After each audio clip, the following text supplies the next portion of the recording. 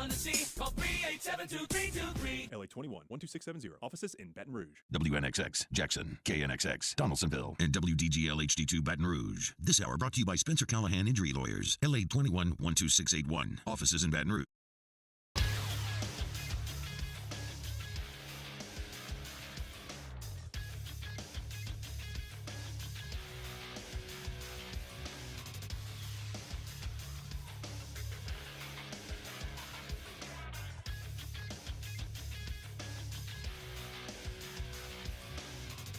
Good morning, everybody. It is 7 a.m. on Tuesday, August 15th. Today in Baton Rouge, expect sunny skies with a high of 103. You can follow today's show on Twitter, Instagram, and TikTok at OTB_ESPN, or catch us on YouTube at the 1045 ESPN channel and subscribe for daily content. Hour number 1 of Off the Bench, live from the Mercedes-Benz of Baton Rouge studio, starts now. Let we go. All-Star Toyota presents Off the Bench with Jacob Hester and T-Bob Hebert. Yeah. Off the Bench with Hester and T-Bob. Hey, P, they said I gotta come off the bench. All-Star Toyota presents Off the Bench with Hester and T-Bob. Yo, yo, yo.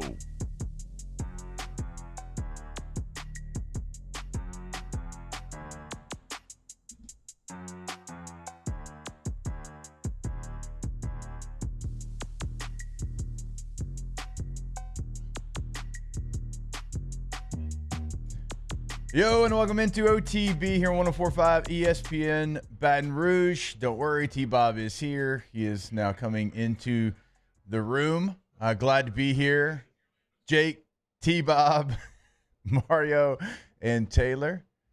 What are you doing? Okay, dude, I thought you host our daily radio show. What's going on? Oh, if you want me to host Sound this, a little, what's up? you're coming into the room with a laptop that's playing sound. I don't know what you're listening to. I've been listening. I'm trying to get to the bottom of the Blindside drama. So SJ2. You don't worry about me being able to host a radio show there. SJ2. Look, I don't know, dude. I'm just saying, dude. It seemed like you were a little caught off guard for a second there, and then I spilled my coffee. Are you all trying over to myself get like 30 seconds before I walked in here? T-Bob is comfortable with his life, man. He looked so chill and happy walking into this room just now. Well, I'm in deep thought. I'm in deep rumination, trying to make sense of this Michael Oher situation.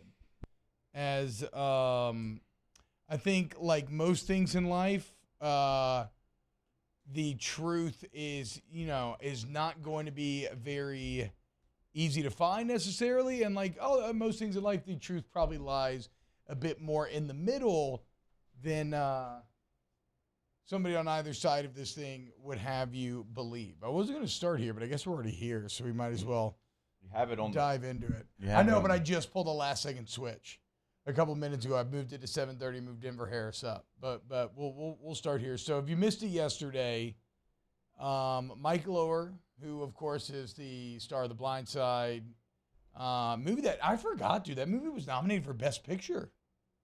I remember that Sandra Bullock won Best Actress, but like I didn't know it was that highly thought of. I remember really enjoying it at the time. Certainly, loved seeing all the football coaches in it. Who's on there? It was like Coach O was in there as the Ole Miss coach. There were some others. Lou Holtz. Was Nick Saban in there? Saban was in there at LSU. Like he had his LSU gear on. That's right. Orgeron was Ole Miss. That's crazy to think about. But whatever. So yesterday it comes out. Michael Oher files a lawsuit saying that the Toohey family, when he was 18, going into his senior year, presented him with papers that said he was going to be adopted, but that they were actually conservatorship papers. Of course, if you hear the word conservatorship and you follow pop culture the last couple years, you probably immediately think of Britney Spears. Generally, I think of conservatorship, and I'm not a lawyer, but generally, as I understand it, that's when somebody, can't really be trusted maybe with control of their interests or money and whatnot. And, I was team free Britney. I can see maybe some of the argument in that case with Michael Oher. Obviously, you'd be like, well, why? He's a fully functional, very successful adult. He's, played in the NFL forever. He's written books. He's like that man should be in control of his name and likeness and whatnot. So that is the facts of what Michael Oher is alleging. He's also alleging that he made nothing from The Blind Side, that the Tuohys got paid that was a hard eye roll, Taylor. I have to address this now. Where did the there is no way he got $0 and then just now realized that he's on a conservatorship. I mean, he had to have gotten something. I don't know. He's claiming that there's a document that he signed that agrees to give away that story for free, apparently, but he says he does not remember signing it. One of the interesting parts about a lot of this is a lot of it was done by a family friend who's the lawyer is a close family friend of the Tuohys who did this. He's alleging that the Tuohys got $250K each up front and then 2.5% of the net proceeds. Now, net proceeds is interesting, right? Because I don't know that means box office gross. And so I don't know. Is it $7 million? Is it less? S.J. Tuohy, who went on Barstool Sports yesterday and was talking about the son for the movie. I don't know. So here are the facts, here's what the suit alleges. Okay, that he thought he was being adopted. Instead, it was a conservatorship. He never got anything off The Blind Side, and they did make some money off The Blind Side, and he wants some of that money. Even if it was 2.5% of the net box office, we're talking about a couple $1 million. And while that is a ton of money for Michael Oher, I don't know if that's life-changing money anymore. And for the Tuohy family, even, I don't know if that's life-changing money anymore, given maybe for the sons, but you know how successful the father is. So I guess why I bring that up is I don't know that this is really actually about the money that much. Now, a lot of headlines will tell you that because it says that it was $300 million that they made. They didn't make $300 million. The movie made $300 million, right? I don't know. S.J. Tuohy, again, the son, went on Barstool yesterday and spoke for a while, and he seemed very confident that there is an Atlantic article being written right now that is going to break down the numbers that will reflect the fact that they did not make the exorbitant amounts that people kind of believe they did right now. So I think this actually goes. I think this story becomes a bit sadder because I really think it's almost more of an emotional type deal. I mean, if you read plenty of other articles that have been written through the years from Oher talking about The Blind Side, when the movie came out, he hated how he was betrayed. I remember talking to Saran at the time, Jake, and Saran was like, I mean, I know Michael. He's not like an idiot. He's not like he's a functional adult. Like the movie made him seem like he could barely speak and everything, right? And it made it seem like the Tuohys taught him football when they got like the ketchup bottles and everything. He's like, no, I studied playing tackle since I was a kid. Like, I was ready for football. And if I didn't do well in school, it's because I had to go to 11 different schools in like 9 years, right? And he had somewhat stable. So I don't know. I think at one time they really did feel like a family and there was real love there. And I think at some point, and he cites the kind of release of the movie, and then he says, look, but that also happened when he joined the NFL, same year in 2009, and then he's playing, and he was so all consumed with football. That's kind of where his full focus was, and that when he got done playing, that's when he really started to explore some of this stuff. And it seems like the relationship just deteriorated from there, and culminating with him discovering that he was never actually adopted, which is what has continued to be claimed by all parties this entire time, when he says that his lawyer found out that it was not adoption, it was actually conservatorship in February. I think, again, what's interesting here, I don't think this is like a Britney Spears conservatorship where the conservators are making tons and tons and tons of money off of it. Because to your point, Taylor, how would he not know if he was just having like deals struck in his name and money siphoned off just left and right? I think it's more of exactly what the lawyer actually says, which is discovering that he wasn't actually adopted devastated Mike and wounded him deeply. And so that discovery kind of feels like potentially the culmination of a long journey of him feeling like that that they kind of maybe used him and portrayed him as one thing and them as one thing when his reality didn't maybe match that up. But I don't think there's going to be any great monetary bombshell here. I don't think they're going to fight to keep him in a conservatorship a la Britney or anything, but it is just kind of a sad ending to a story that was once very inspirational. Yeah, it doesn't feel like it's about money. I mean, I'm looking at his career earnings, and he did really, really well for himself. He made $34 million in his career. So I do think it is about the other things that we're talking about here. And I can understand if you thought you were adopted and you were not, and you find that out, how you would be very, very upset by it. My mom is someone who is adopted, and like, so that is something that, like, having conversations with her, like, you know what that means, and you know how you appreciate the person that changed your life and adopted you. And so to find that out later in life, I'm sure that could be something that would make anyone angry, regardless of what the circumstance is, regardless of how old you were whenever it happened there. It is, a lot of people are going to question it because it is so far down the road from when everything actually happened.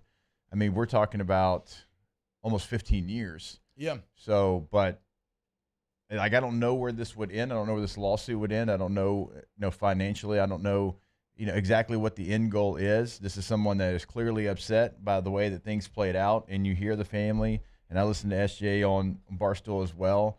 Like, you hear kind of different things going on. So I don't know where the dust settles. I don't know what ends up going here, but it seems like that is the thing that is most upsetting to him, is the fact that he feels like he was lied to, because it seems like he was. Yeah. Or betrayed or led a different, way of thinking than what actually was. Yeah, at some point it just, and again, I mean, we are trying to piece together deep emotional issues, right, with scraps of public information. But if I had to kind of form a storyline that would make sense in my head, right, the movie comes out, and really, and he's talked about this. So this is not me conjecture, right? He has talked about this plenty, wrote about it, had plenty of articles written on it from way before this. You can go look up. And basically, he was really upset with the movie. Now, he didn't speak on it publicly at the time because he thought that, you roll your eyes there, but this is not crazy. He didn't speak on it publicly at the time because he thought that the inspiration that it was bringing to others outweighed whatever his personal feelings were, right? And look, anybody would be upset if you experience life and you felt like, this is what it felt like to me, and then your story's presented some other way. Like, again, in his mind, I am sure, and this, I can't speak to where this exact truth lies, but in his mind, he feels, I'm sure, like he earned it a lot more on his own than maybe that movie would have represented, right? Like, he would have never done it if it wasn't for them. And maybe that's the case, maybe it's not. Again, I can't speak to the truth. That what I can say is that I know that he was upset with how that entire relationship arc was portrayed in the movie. So if that's kind of the original sin of the relationship starting to deteriorate, then you start to think about money, and then maybe somebody gets in your ear and tells you about how much money they're making off of it. You don't see anything. You learn that you signed your rights away on a contract written by one of the family friends. And then you find out that despite the fact that everybody's been going around and saying that you're adopted for years and years and years, it's actually a conservatorship. And that is, I guess, likely the kind of final straw here. So we'll see. I mean, I guess the big unknown here, too, is the parents haven't spoken yet, right? SJ2, he spoke publicly, like we said, the son. But obviously, he's not someone that would have been involved in any of this original decision-making anyway, right? So, so the parents are the ones who have to, because to me, if the money is not crazy, and if they haven't been like striking deals in Michael Oher's name without him knowing, which I can't imagine that they would have been able to, right? Because he would have seen something with his name on it and been like, what is this? Then the issue becomes, why have you been going around saying that we're family when you never actually made me family, and you basically just controlled my finances? And that's going to be up to the Tui parents to try and explain. And maybe there is a good explanation, but up to this point, that's all that it's all that really can be said about it. It's an awful look, certainly outside looking in, when you learn just the base fact of, we're adopting you, not really into conservatorship. Because obviously if you're adopted when you're 18, then everything goes back to you, right? All your money, all your like name rights, everything else. Conservatorship, it does not. But again, who knows how much they actually exploited that or not? But it just feels greasy and bad all the way around anyway. And what was once kind of a beloved story definitely has a kind of dark stain on it now. I mean, you probably understood at the time that Hollywood was hamming it up, like the Hugh Freeze portion of it. Act like Hugh Freeze couldn't coach football. Well, we know Hugh Freeze can actually coach football at a very, Wait, very. I don't actually remember that. What they do with Hugh Freeze? Well, like her coming out in the movie and basically like telling him how to coach. And like Oh, what is he to the do. high school coach? Yeah. In Yes. the movie, Hugh his Freeze. name is Briar Crest. Bert, Oh, but I never knew that. He was in the movie. His name's Bert, but in the I thought he was Yeah. already on. I thought he was already like when I saw Hugh Freeze's name pop up and all this. I thought that's when he was already at Ole Miss. Shout out to Bert. No, he was at Briarcrest. That was the school from the movie and book. They did. So they had Leanne teaching Hugh Freeze. I mean, if I remember that right, Taylor, it feels like you yes. watched that Offensive more times than I concepts. have. It's a Oh, movie. yeah, I've seen that movie a lot. It's a movie, not a documentary. Like, I remember the Right. Toohey family themselves kind of being critical of how they made Sean Jr. look. Like, they made him look like a little wimpy kid, when in reality, he was a little different. I mean, I think he played college basketball. Yeah. Like, Yeah. at He's the- in athletics. He got into coaching. Yeah, I Now know he's the at head of the, UCF, yeah. UCF collective. exactly. At the time, he wouldn't have looked that young and like a child, you know? That's true because he's really not that much younger than Orr. Yes. I think he's like a year or two younger. Yeah, like he's older than me, but when that movie came out, like when he was in the movie, he was like 6. Yeah, I Yeah. was a little surprised when I But, saw like, it in he's real only- life he's, like, today, and I'm older like, than wait me. a second. And when that movie came out when I was in like high school. So again, maybe this is just, this is, I think what we're dealing with are human emotions, which can be very deep and complex. And when you look at just the kind of, just the brutal adverse upbringing that Orr had to overcome, I think that can make things even more complex. And I mean, look, it's interesting because there's no doubt that both sides benefited off the relationship. Like, even if it wasn't directly off of blindside proceeds, right? Like the Tooheys definitely became famous, able to become writers, motivational speakers, benefit. And then Orr, I mean, I think we would all agree that him staying there for his final part of high school was beneficial for him and helped him to accomplish great things, even though, most of that credit definitely goes with him. But it's, I'm interested to see where this all lands when the dust settles, because it definitely feels very explosive from the allegations. And then the more and more I've read about it and looked at stuff about it, it just kind of gets more sad than anything, where you have, a group of people that maybe once considered themselves family now very, very publicly feuding. And I don't know if that's going to. Taylor, how did Tooheys make their wealth in the movie? I don't remember. So Tim McGraw's character, he owned like a chain of like Taco Bell, Pizza Hut, like that type of thing. Yeah. He got into like franchising and all that. Okay. Because in it, the little boy was telling Michael, he goes, "Yeah, we own like 100 Taco Bells," and the sisters goes, "It's actually 85." So he, I guess, owned a bunch of Taco Bells. Okay. Well, if you own 85 Taco Bells, you're doing well. Yeah, right, exactly. So arguably, yeah. And you So, get free tacos. That's probably not on their forefront of mind, but I'm glad you I think did that used way. to have a dream, dude. I did used to have a dream that like my grandpa owned Dippin' Dots, and I just had like a magic card where I could go to any Dippin' Dots and just flash the card, and then they're like, okay, here's free Dippin' Dots. That'd have been sick. We'll see. We'll see where this all goes. It certainly felt, and look, I don't want to. I'm trying to present a fair side to both sides here, but like in fairness, I mean, again, there are some sketchy parts of this, right? Like the deal that Tooheys struck with the movie, the 4 family members all had the same representative at CAA, like an actual agent, right? Whereas Michael's agent was, again, Deborah Brandon, who is a close family friend, and the same lawyer who did the conservatorship. Like, why wasn't he just also given the same CAA agent? Why? So there are questions that have to be answered. Nobody's off scot-free here, but it's just kind of sucks all the way around. Mike Lower was a beast, though. 2-time All-American, Super Bowl champ. He was a dog back in the day. But that's it. I mean, anybody else on Blindsided? Which is a great sequel name. I stole that joke from Blindsided. my the producer, legal Paul process. Farrington. Yeah, exactly. The sequel's called Blindsided. That's pretty solid. All right, when we get back, let's talk a little LSU rumor that started making the waves yesterday. More OTB coming up next. Off the Bench with Hester and T-Bob. ESPN Baton Rouge, New Orleans, Alexandria, and 1130 The Tiger.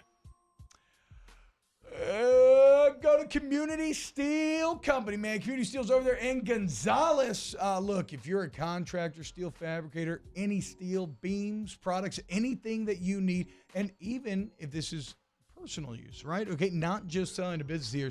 Community Steel is local boots on the ground. They have a beautiful, gigantic shop in Gonzales so they can make whatever you need.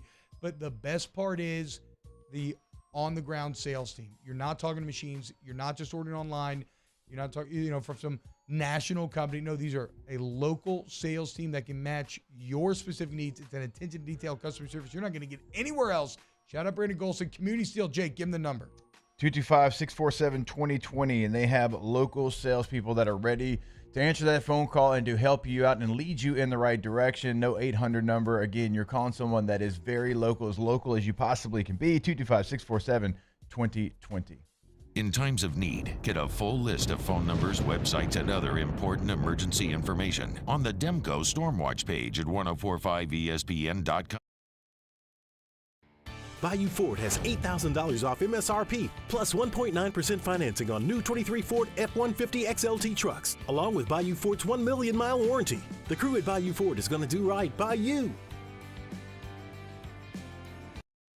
Hi, I'm Brandon Landry, founder and CEO of Walker. Hi, my name is Dr. Craig Green. This is Ryan Terrio with HUDCORoofing.com. Hey, it's Matt Moscona. No matter how big your commercial roofing job, HUDCO can help. My patients come to me because they trust that I can get the job done at a high level. Ryan Terrio and Richard Tilley have the same level of trust when it comes to roofing. If you have a roofing issue, call HUDCO Roofing. Give us a call, 364-1007, and we'll come to your house and give you a free inspection. Gulf Coast Office Products is a nationally recognized Savin office equipment dealer based right here in Louisiana. Over 100 employees strong, Gulf Coast has the boots on the ground to support all vertical markets from education, engineering, legal, and finance. With the latest in office technology from desktop to production segment units, Gulf Coast and Savin have the perfect fit for you. Call 225-756-2644. That's 756-2644 for Gulf Coast Office Products. Oh, hey, what's up? It's Big V and Bubba, 100.7 The Tiger Morning Show. We'd love for you to join us every weekday, 4 a.m. till 9 a.m. Yeah, everything you want in a show. Country music. We got laughs. We got celebrity in-studio guests. We just need you. Join us every weekday morning, 4 a.m. to 9 a.m., right where it all started. That's right. Louisiana's country station, 100.7 The Tiger.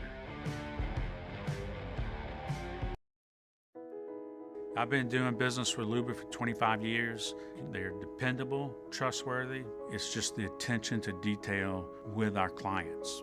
Our folks have years and years of experience. They're highly trained professionals. But many companies have that asset. What I'd like to think makes Luba a bit different is that we use those talents in a way that truly is dedicated to serving the needs of the folks who depend on us.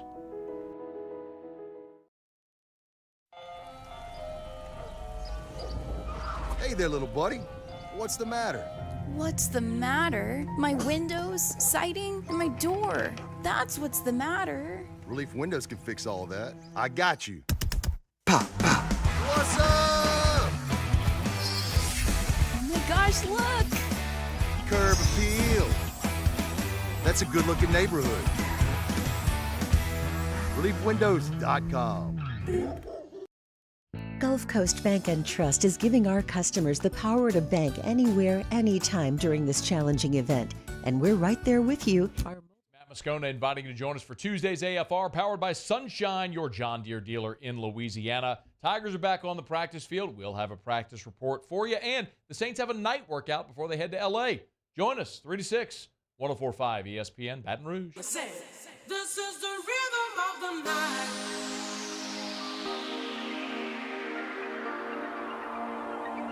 This This is the rhythm of my life.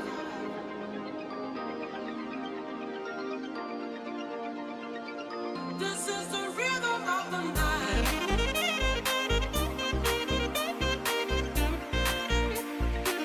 This is the rhythm of my life.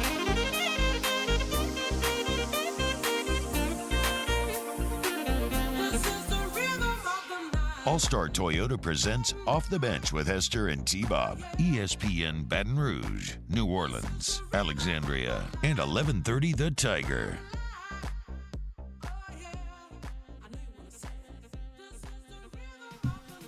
Yo, what's going on, y'all? What's happening? This led to Con Air talk? Is Sandra Bullock in Con Air? Yeah. Yeah? No? Yes? Nope. No. Why are people talking about Con Air? How'd Who's we the get wife there? in that? Is it Michelle Monaghan? Or am I wrong? I mean, I don't think it actually is. That sounds kind of right, dude. No, it's not Sandra Bullock, and I know that Leanne Rhymes sings the theme song. It's fair. Put the bun. No, it's not her. It's Monica Potter. Is the wife in that movie? I don't think I know who that is.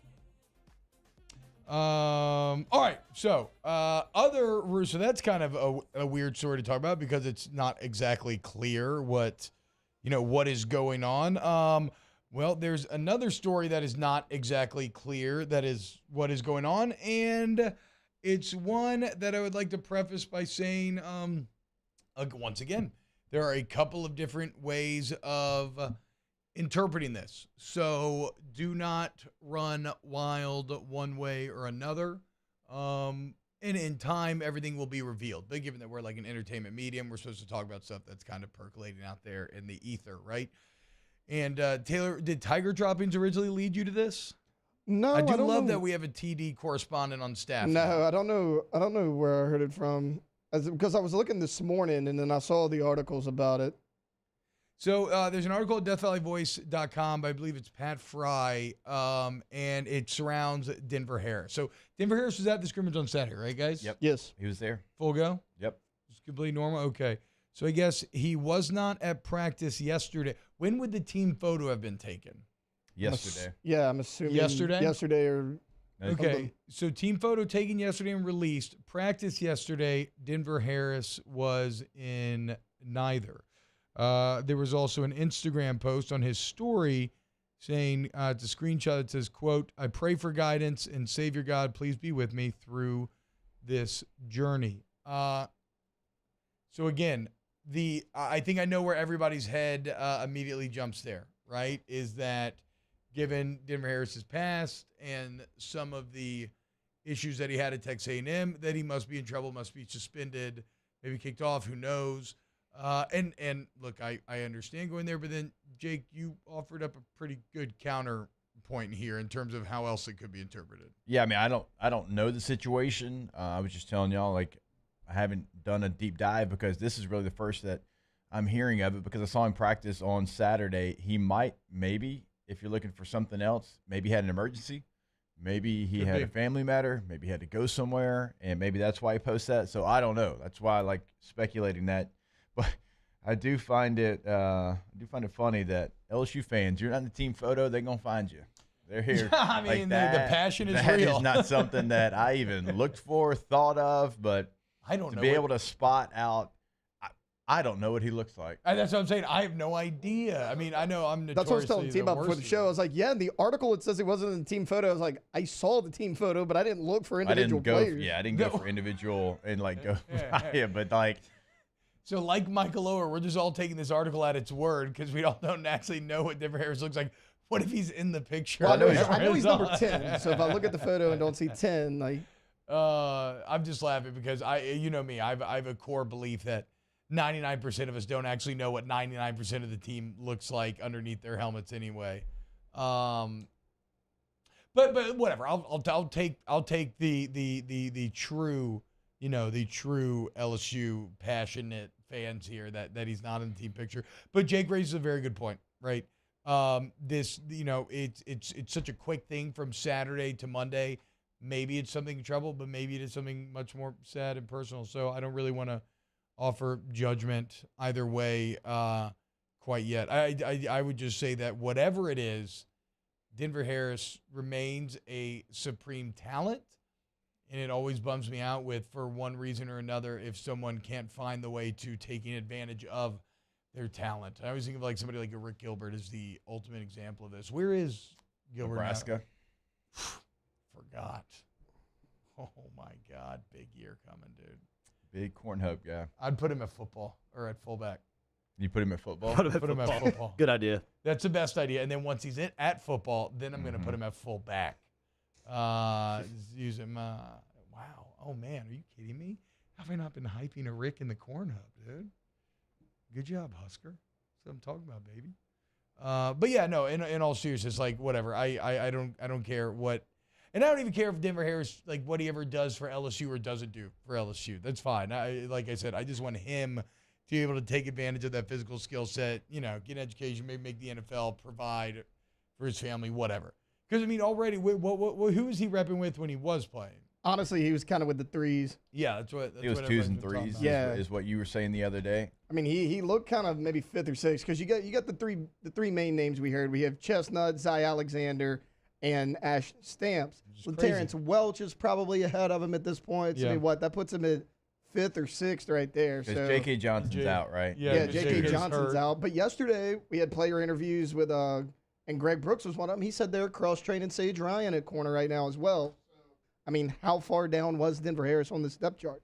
Cross-training Sage Ryan, and did he say that? No, I mean, I guess that wouldn't have been a recent he's thing. Played I think nickel, they would have been so doing it's not that. crazy. Yeah. So it's we'll see. It's a position room that can make or break LSU this year. Yes. As it's kind of like it's like how we talk about the Saints offensive line, as I think that's kind of their big crux point. You're saying cornerback, you think is LSU's crux point? I think just the depth of both positions, safety and corner. It's not to say that you don't have the initial guys, because like if you have Greg Brooks in there and you have Sam and you have Burns, like that's a good safety group.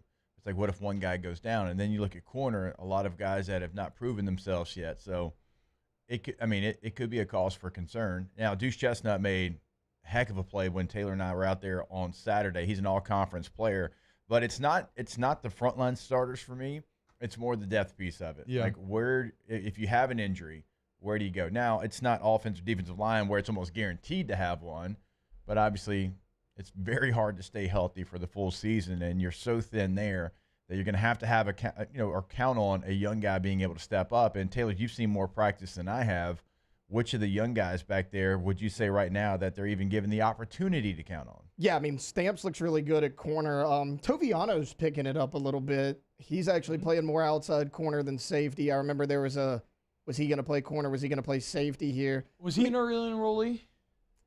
The only reason I ask is because okay. Yes, okay. Stamps was not. He was. Wow, so Stamps was not an early enrollee, and he's made this sort of waves already? Yeah.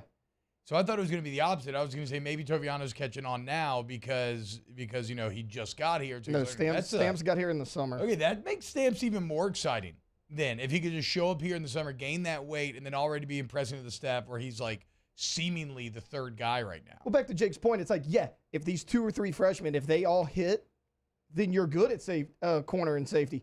But what if none of them hit? Then you're really, really thin. Yeah. Yeah. Well, I mean, and this goes to what Brian Kelly's talking about when he's talking about year 2 versus year 3 and how, he thinks year 3 they're going to be in an even better spot, is that the roster, while they've really done a great job of shoring up that front line pretty much at all spots, it still lacks the depth of the other title contenders.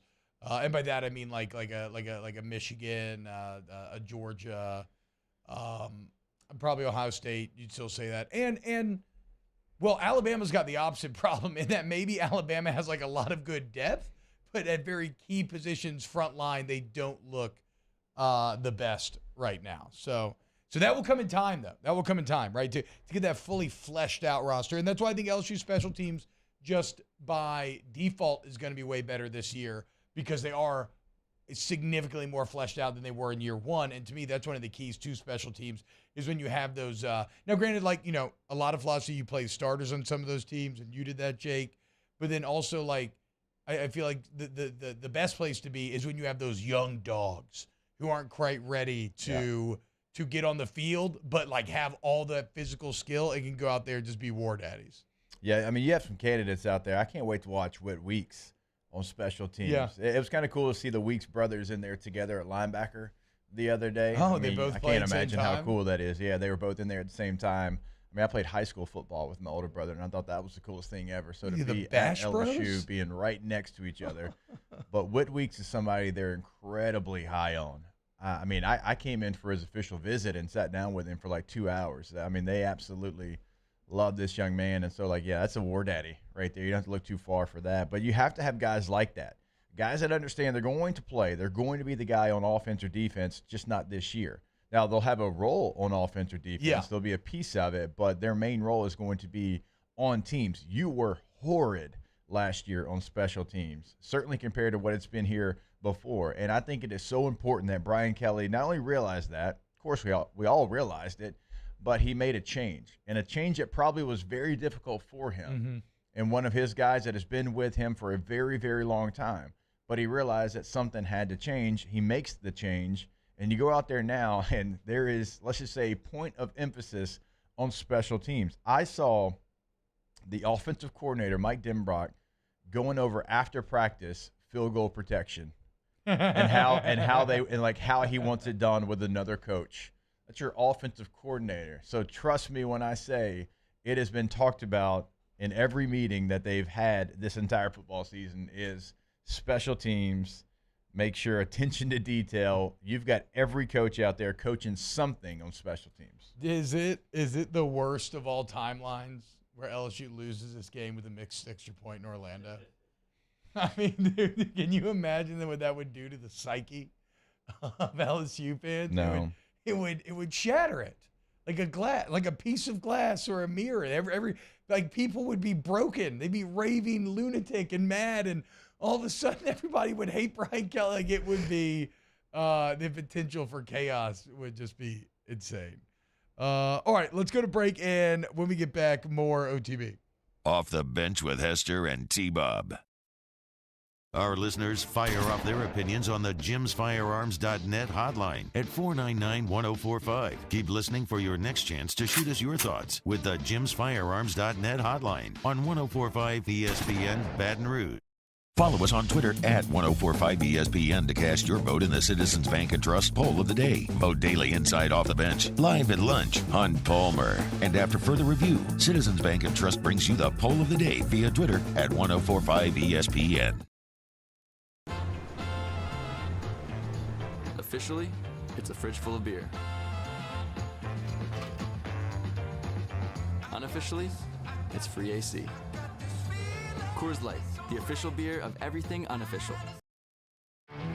There it is, the extra mile, on the border of expected and extraordinary for those willing to go further, like vans customized for work or play, with safety and tech to keep you connected. Supported by a 5-star sales, service, and finance team. And backed by the 1-star you know. So go the extra mile. It's never crowded because so few have what it takes to go there. Mercedes-Benz Vans. Hello, Samantha, dear, I hope you're feeling fine. And it won't be long until I'm with you all the time. But until then, I spend my money up right down on my last dime. Come home in Baton Rouge.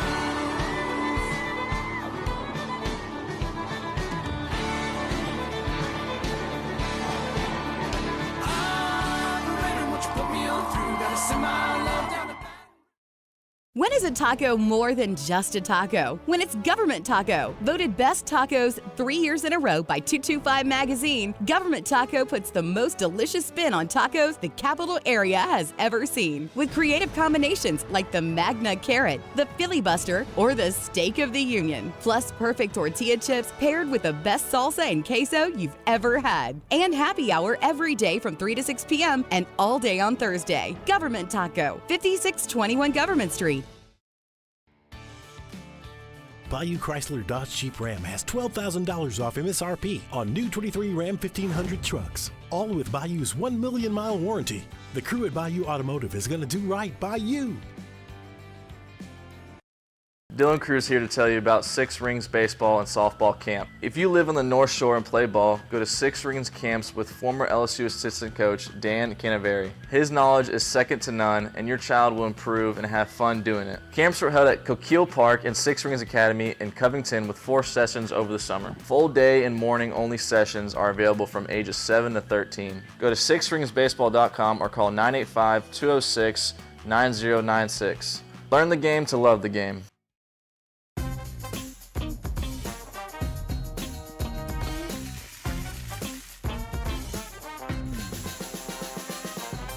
The best kept secret in town is out. Discover Tallulah at the Renaissance Hotel on Bluebonnet.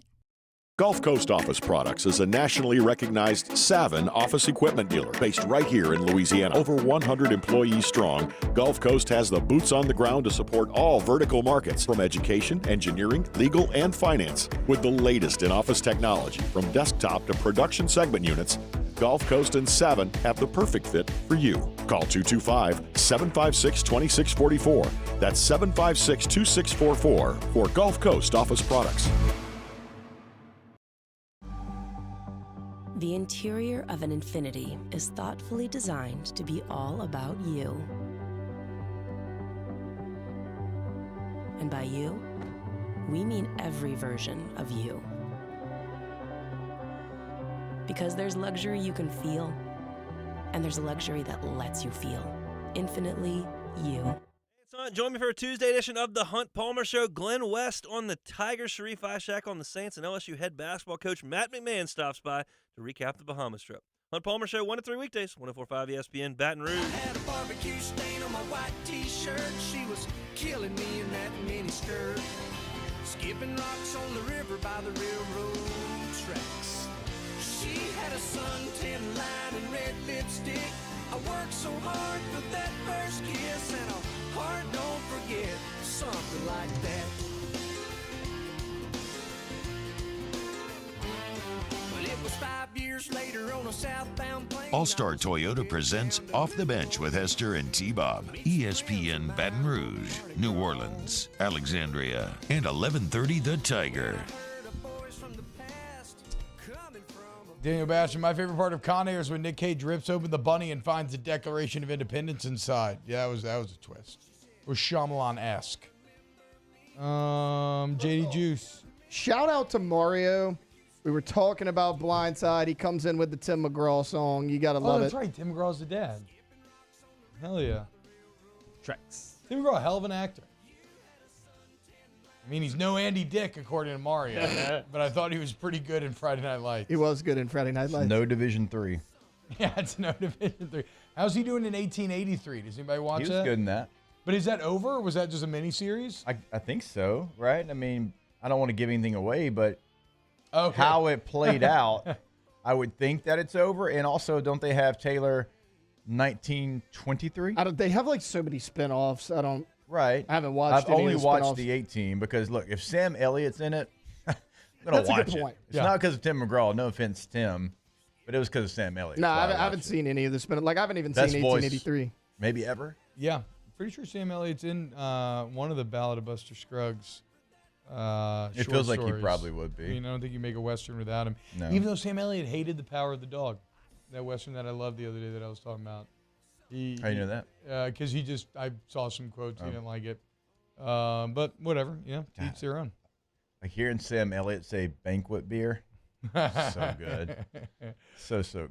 JD Juice says, nah, this ain't 2005. You gotta have dudes who can hold up on the back end, i.e. not draw terrible PI calls at the worst time.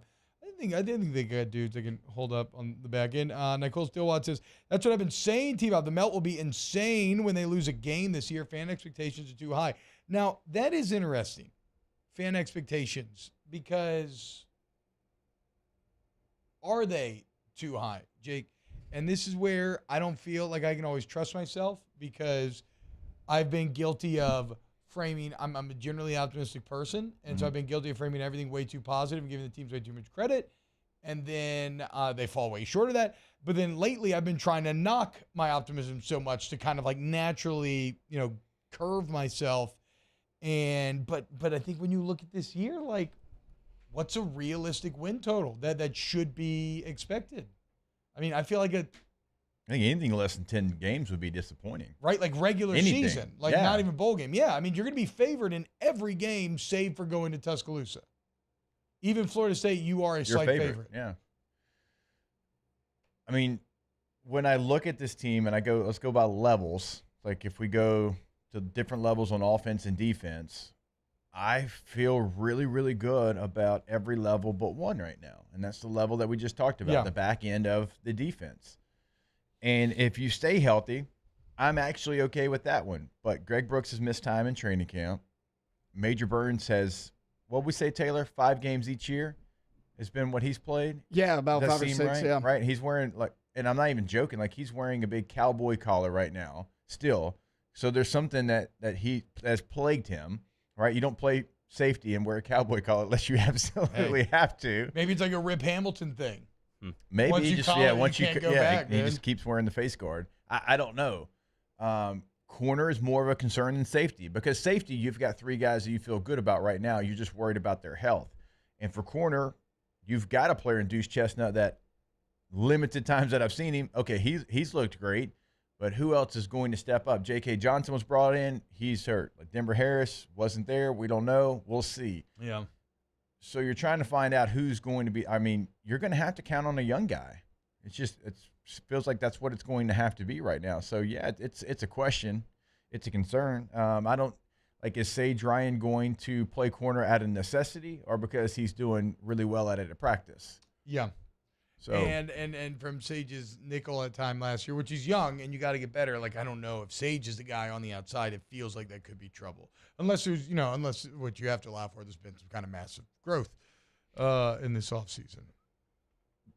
Every local sports show that covers a college football team, though, is having a conversation like this today because outside of maybe Georgia, because they've won back-to-back championships, they're asking questions about a certain position group. Now, even Georgia, if they were being true to themselves and didn't have blinders on, they'd be asking the question about quarterback as well. Yeah. We've laid it out. Like the AP Top 25 came out. The number 1 team, the number 3 team, 4, 7, 9, and 12, and 13, all breaking in new quarterbacks, new coordinators. See? That just shows you how much respect those programs have for built. That's the question that they're talking about today. They're talking about the quarterback and the coordinator. Now, Penn State's got the same coordinator, but a new quarterback. All the other teams I listed, it's new. So they're talking about that. So, yeah, you could go across the board, and Michigan's going to have question marks. Can Michigan have elite receivers step up on the outside? That's something that last year they missed out in their biggest games. So, yeah, you could have that conversation everywhere. This is LSU's conversation. It's the defensive backs. It's the health of the defensive backs. And when you go to corner more than safety, you have to have somebody surprise you and step up and be a player. We're going to see who it is. We'll continue to develop. Let's take a look at LSU's schedule next, and then we got plenty more coming up. Keep it locked right here at OTB. Off the bench with Hester and T-Bob. All-Star Toyota Baton Rouge, All-Star Toyota of BatonRouge.com is the website. All-Star Toyota.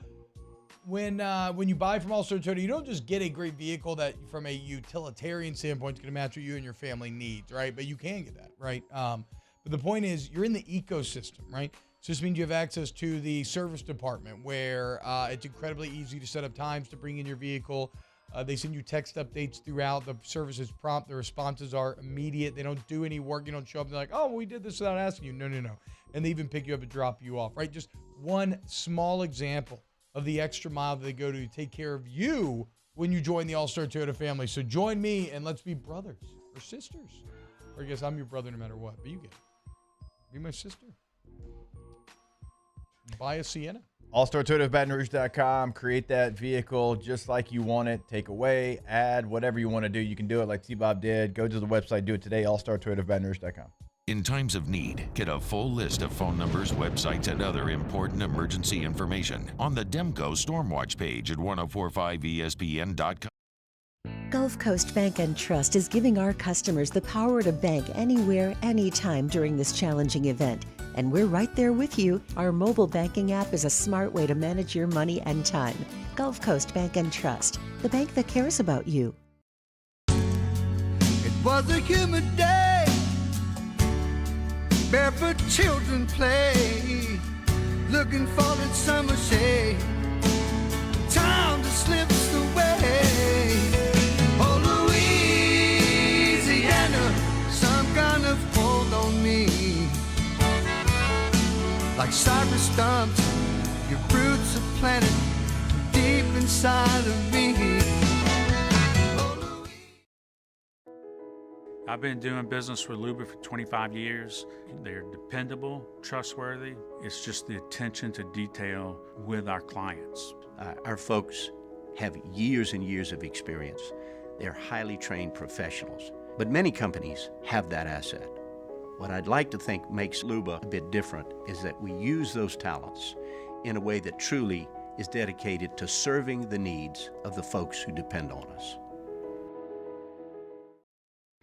Bayou Ford has $8,000 off MSRP, plus 1.9% financing on new 23 Ford F-150 XLT trucks, along with Bayou Ford's 1 million mile warranty. The crew at Bayou Ford is going to do right by you.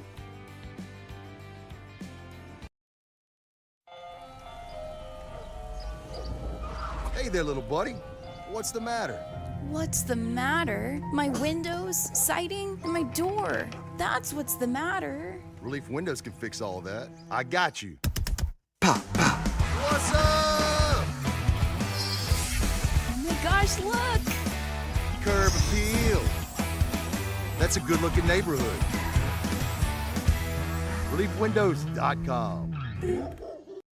When is a taco more than just a taco? When it's Government Taco. Voted best tacos 3 years in a row by 225 Magazine, Government Taco puts the most delicious spin on tacos the capital area has ever seen. With creative combinations like the Magna Carrot, the Filibuster, or the Steak of the Union. Plus perfect tortilla chips paired with the best salsa and queso you've ever had. And happy hour every day from 3 to 6 p.m. and all day on Thursday. Government Taco, 5621 Government Street.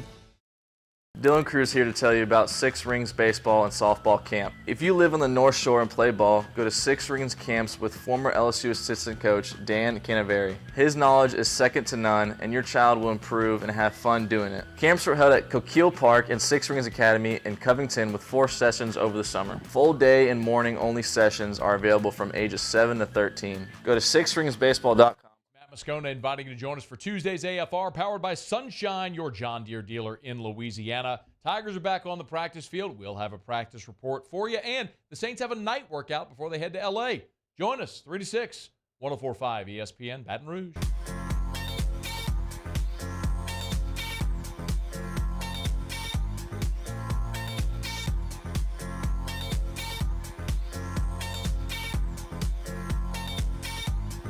All-Star Toyota presents Off the Bench with Hester and T-Bob. ESPN Baton Rouge, New Orleans, Alexandria, and 1130 The Tiger.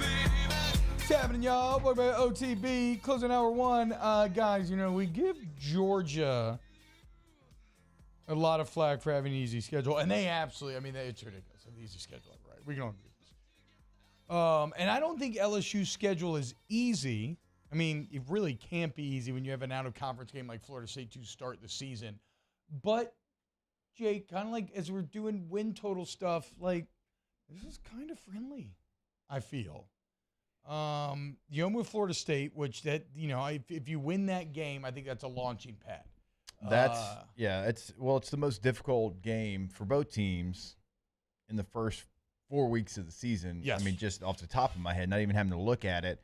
And there's so many national championship implications on that game for both teams, because if you're Florida State, if you lose that game, you got Clemson in week 4. You're going to have a rematch with them in the ACC championship game. And then for LSU, it's just you playing the SEC. So if you lose that game, it's like you almost have to be perfect. Not really almost, like you have to be perfect. If you want to make the playoff. Yes. Yeah, you got to be perfect. No 2-loss teams ever made it, right? Not in the playoff. Yeah, that still holds true. Nah, nobody's got that grit to make it. So 2-loss national champ. Yeah, hell yeah, dude. I agree. Shout out Pitt forever. I should show Pitt more love for that, actually. Shout out Shady McCoy. Yeah, sure. Absolutely. Okay, but after Florida State, so let's say you win that game. You have supreme confidence. Okay, you're feeling good. Then you get a Grambling State game, Jake, which, you know, no disrespect, I'll call this almost a pseudo bye in some ways, right? Go in, take care of business. If somebody needs to rest, they don't need to play this game. Like, you can kind of chill. Maybe if somebody gets banged up or you want to get some reps, like whatever, you can kind of play with this game a little bit. Then SEC play starts, but look at the SEC ramp. Mississippi State, Arkansas, Ole Miss. I mean, we're talking about in Mississippi State and Arkansas the teams that – now, I'm not sure about if this is right on Mississippi State or Arkansas, to be clear, because it's such a logjam in the West. But the hive mind thinks that those two are near the bottom, right? And then Ole Miss, while they're ranked and they can be pretty good, they're not necessarily great. And then you got Mizzou.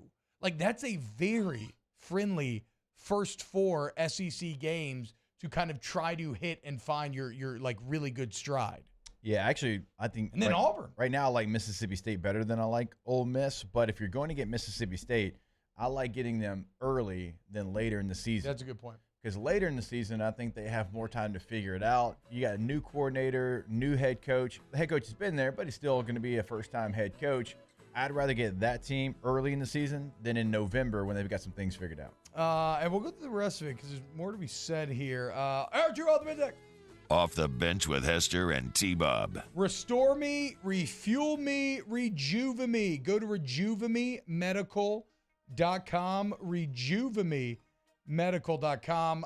If you want to request a consultation, you can click the button right there on the website. Call 866-230-6275. Remember, Metairie, Slidell, Baton Rouge, now in Shreveport as well. 3-1, great. And look, man, if you're having fatigue, insomnia, mood and memory, sexual dysfunction, thyroid, weight gain, cardiovascular health, facial aging, Taylor, you look so old. Go to rejuvememedical.com. You do, Taylor. Something about your face. I don't know what it is. Just want to punch it. Right here, one in the you-know-what. You look like the main character from the Lego movie. Very much so. When you sit down in the barber chair, do you say, give me the Lego? You don't. Okay, go to rejuvememedical.com, rejuvememedical.com. That is the place to go. Get that consultation set up, rejuvememedical.com.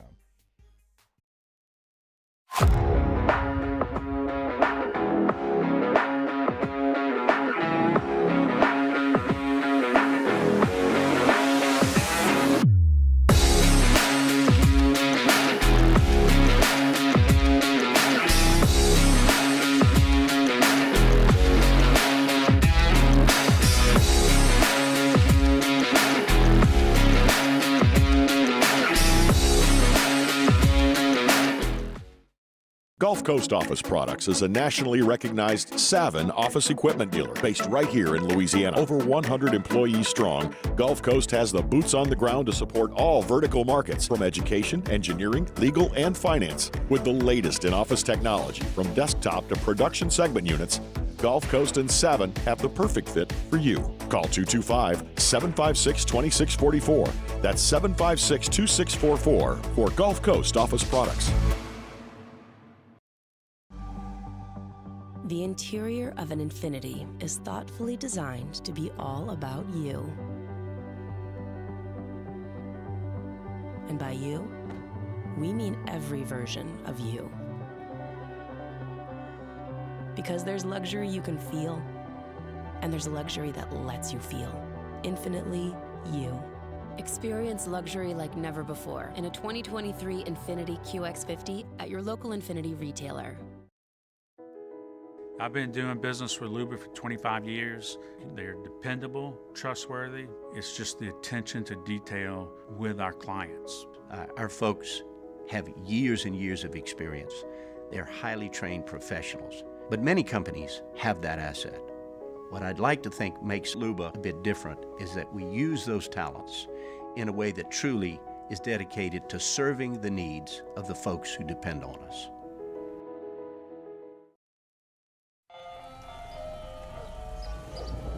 Hey there, little buddy. What's the matter? What's the matter? My windows, siding, and my door. That's what's the matter. Relief Windows can fix all that. I got you. Pop, pop. What's up? Oh my gosh, look! Curb appeal. That's a good-looking neighborhood. ReliefWindows.com. When is a taco more than just a taco? When it's Government Taco. Voted best tacos 3 years in a row by 225 Magazine, Government Taco puts the most delicious spin on tacos the capital area has ever seen. With creative combinations like the Magna Carrot, the Filibuster, or the Steak of the Union. Plus perfect tortilla chips paired with the best salsa and queso you've ever had. And happy hour every day from 3 to 6 p.m. and all day on Thursday. Government Taco, 5621 Government Street.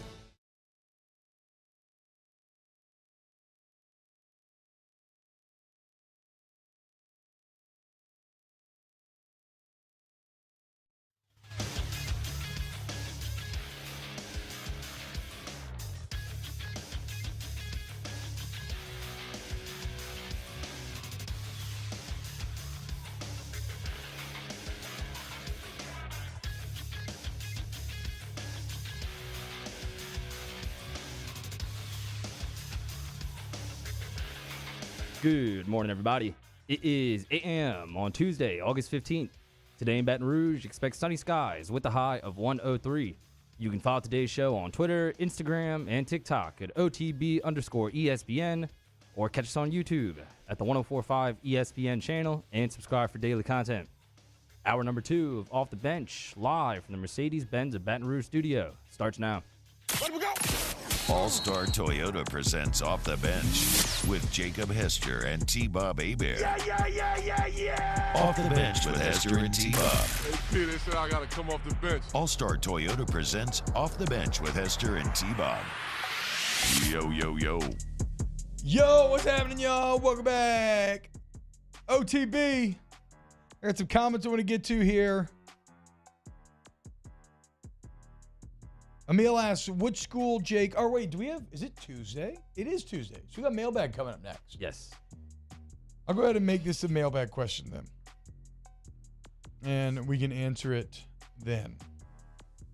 But yeah, you can always get your questions in. Actually, no, we won't. We'll just do it now. But you can get your questions with the hashtag OTB mailbag. But we want to know, which school has the best chance of beating UGA in the regular season? Ole Miss, at Tennessee, or Kentucky?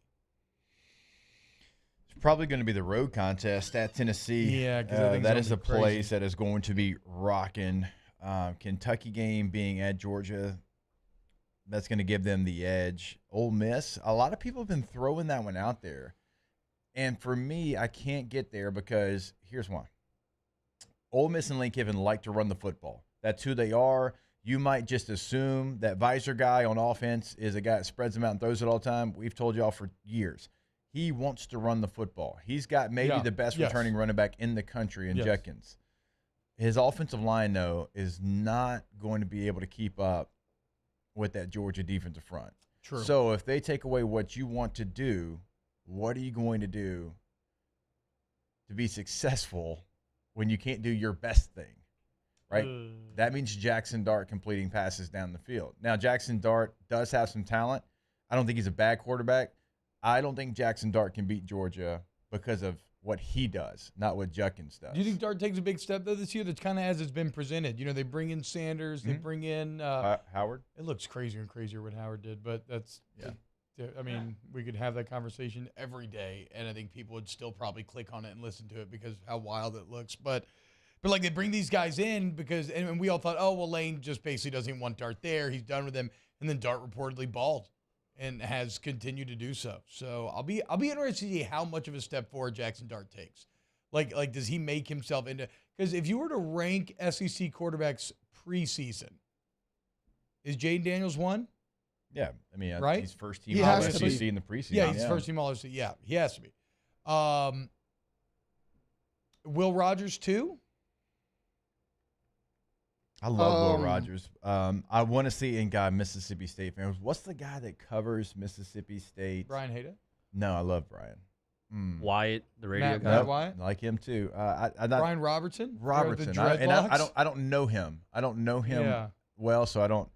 But Cole and I, we were doing a show on Sirius about, Will Rogers having a lot of new, just taking a snap under center and turning us back to a defense. And they're still going to be a gun a ton, but 10%, 15%, still 15% more than you've ever done it before. Yeah. And he asked the offensive coordinator the question about it, and he tagged me in the tweet like passive aggressive. Tag me in the tweet, which I kind of appreciate. But Cole did? No. The Robinson guy. Oh! Asking wow. the offensive Okay, coordinator okay. about how whoa. much they would be in gun or under center or all of that. It's new. Like, this is somebody that has thrived in the air raid. I'm still a big believer in Will Rogers. I think he figures it out down the road. I just don't know how quickly he can not even figure it out, because he's a smart football player, but just when you've done something for so long and then you go to something different, it's going to take some time to perfect it like you had the air raid. Well, I already thought that Mississippi State's offensive line kind of sucked last year, Jake. And they would get beat, but it wouldn't matter because the air raid was able to just get the ball out of his hand. So, like, what happens? I'm more worried about what happens when they have to hold the block when his back is turned, and will they be able to hold up consistently? So, Will's up there for me. I still, and y'all are going to roll your eyes probably, I still have Devin Leary. Okay, that makes sense. No, that is yes, with Liam Cohen. And it seems like the relationship's great. It seems like he is loving Kentucky. Kentucky was bad offensively last year. They were really bad. They were like 121 total offense last year. And so in Kentucky and Devin Leary, you have two parties that vastly underperformed last year that we've seen be way better in the past. And again, when Kentucky was better, it was with Liam Cohen. And so now they're all back together. I could see that. I could see Devin Leary at 2 for sure. But the extra, and then where are we putting Milton? Milton's still got to go out there and prove it, though. Okay, you're not going to give Milton the benefit of the doubt. I think he is a very talented player. I think Josh Heupel is one of the best offensive minds we have in college football. I think it will be successful, but I think we need to appreciate how good Hendon Hooker was as well. Yeah, fair. Hendon Hooker was a really good player, knew exactly how to run that offense, and once he got that job, he never gave it back. Now, this staff went and got Milton. Remember, Hendon Hooker wasn't from this staff. He was there right before they got there. Yeah. Milton is a guy that they identified, went and got out of Michigan. Can he be consistent? Can he make every throw? We know he can make the long, deep balls, push the ball down the field throws, maybe as good as anyone in the country. But the intermediate stuff, like, can he connect on that? Because this offense, when you have those receivers that are so split out so wide, you're going to run a ton of, like, two-step slants and then goes behind it and try to really attack the middle of the field, and the goes are kind of window dressing because you have this quarterback that can push the ball down the field, and you want to take your eyes there and then come back to the middle of the field. Can he not throw a two-seam fastball on those passes, bat it up in the air, defense grabs it, it's going the other way? Well, and Tennessee's another team that wants to run the ball as well.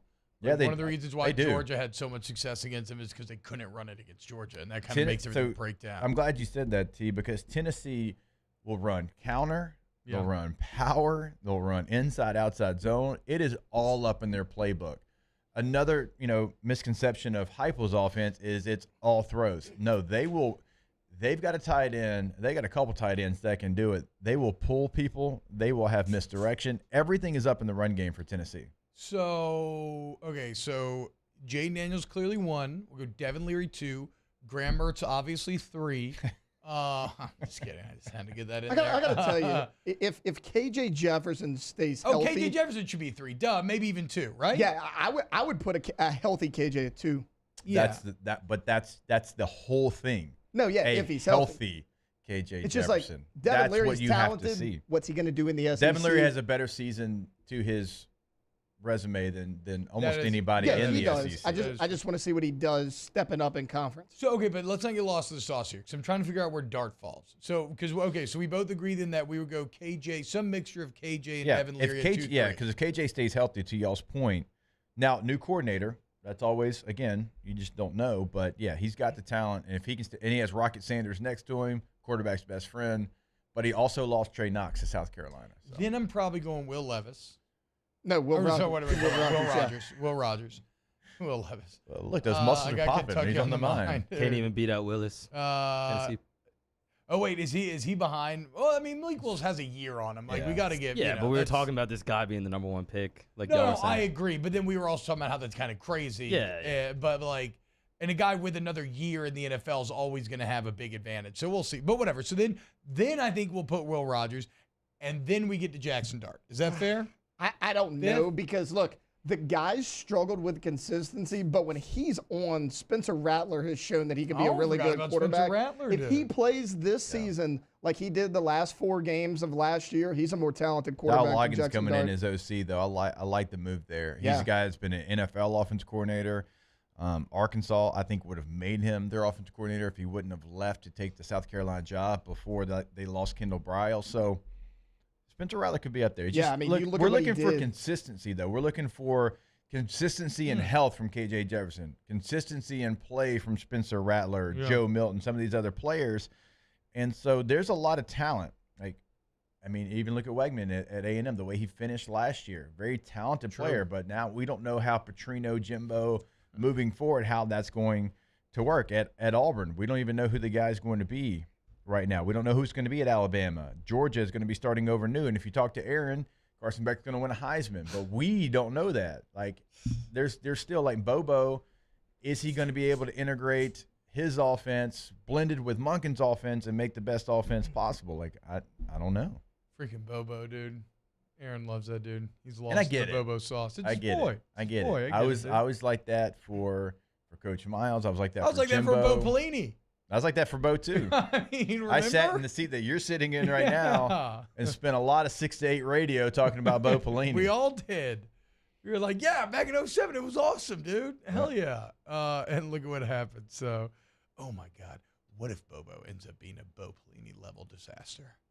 Oh, I'd be so happy.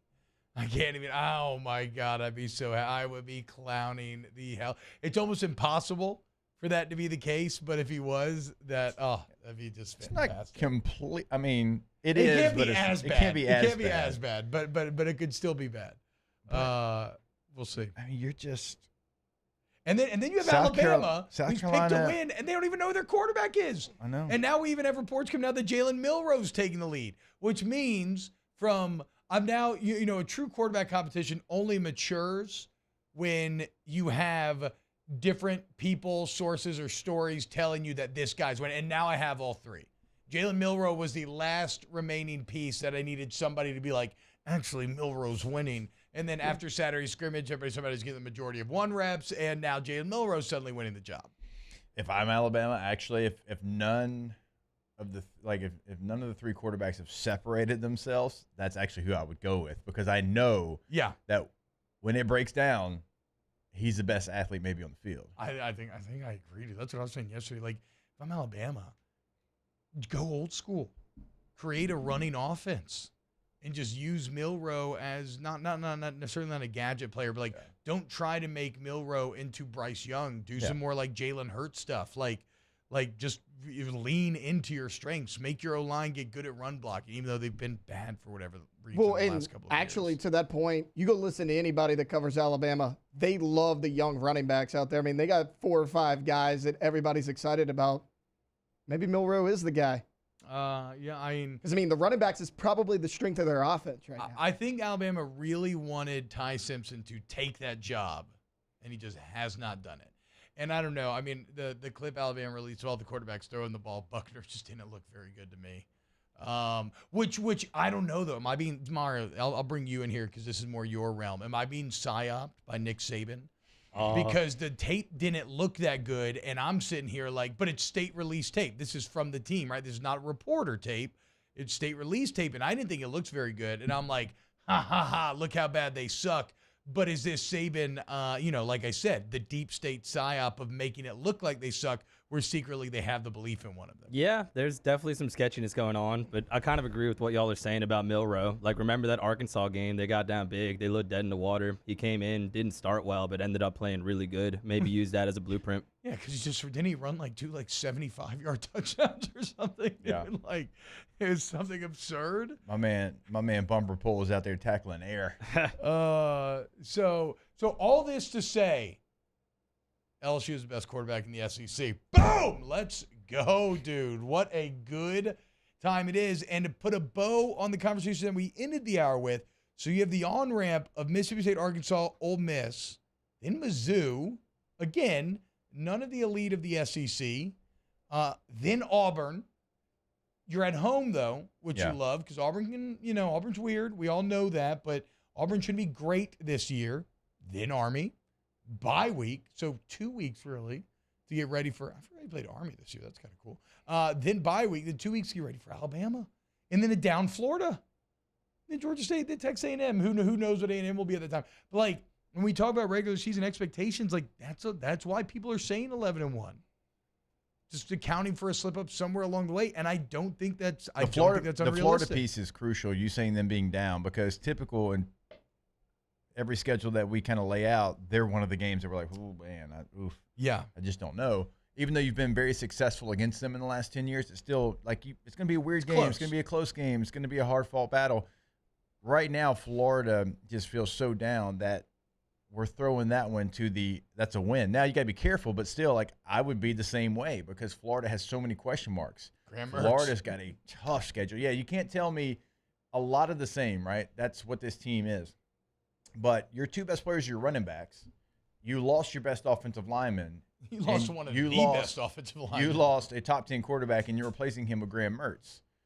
You can't tell me that team's better. Like you can't get me there. Like, you can't get me to a place where Florida's going to be better than they were a year ago. You went to their place and beat them by multiple scores last year. Like, Florida, to me, now, next year could be different, but this year, 5-6 wins. I had them 7th in the East in my official ballot. I put them 7th. Hell yeah. Because, they lost to Vanderbilt last year. Vanderbilt has more coming back. And so, yeah, it's not that crazy. Because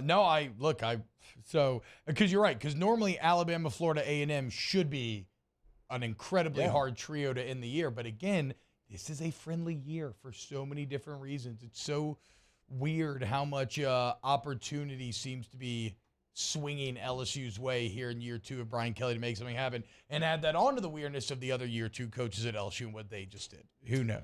So, and we're wondering what Texas A&M is going to be at the end of the year. So it came out yesterday with the AP poll release. Active coaches ranked in the AP preseason top 10 that finished the season unranked. Now you got Dave Aranda, you got Brent Venables, you got Mac Brown, Matt Campbell, James Franklin, Cristobal. Gus Malzahn did it twice. BK did it 1 year at Notre Dame in 2016, and Lane Kiffin did it at USC. Jimbo's done it 3 times. So all those coaches outside of Gus Malzahn, who's done it twice, they've done it 1 time. Jimbo in 2022, 21, and 2017 at Florida State was in the preseason top 10 and finished unranked. Ugh. 3 different times. Ugh. That's in multiple schools. Yeah, that's kind of becoming overwhelming now evidence at that point. I mean, this feels like the last hurrah for Jimbo. Right, because even I have said here and made all the excuses for him. Like last year, they were injured. They're rolling in freshman revolving door quarterback, like drama on the team. Like there were reasons that I can see why last year what happened. But this year there is no excuse. You bring in Petrino and everything, they have to be better. I think they will, for whatever that's worth. I think they're 3rd in the West, but this we'll see. This is the classic. Let me try to see how many changes and drastic changes we can make before it's over. Yeah. I know I've been a part. I'm sure a week ago, I've been a part of one in 2012 when I was with the Chargers. We had a year like this. The year before, so in 11, I think we were 8-8, maybe disappointing. We had a really good team, talented team, and we didn't make the playoffs. And so they gave Norv 1 more year. Hey, you get 1 more. Well, new coordinators, new players, a lot of us that were starters for a long time, like they brought in new spent a ton of money in free agency, and the Chargers don't typically do that.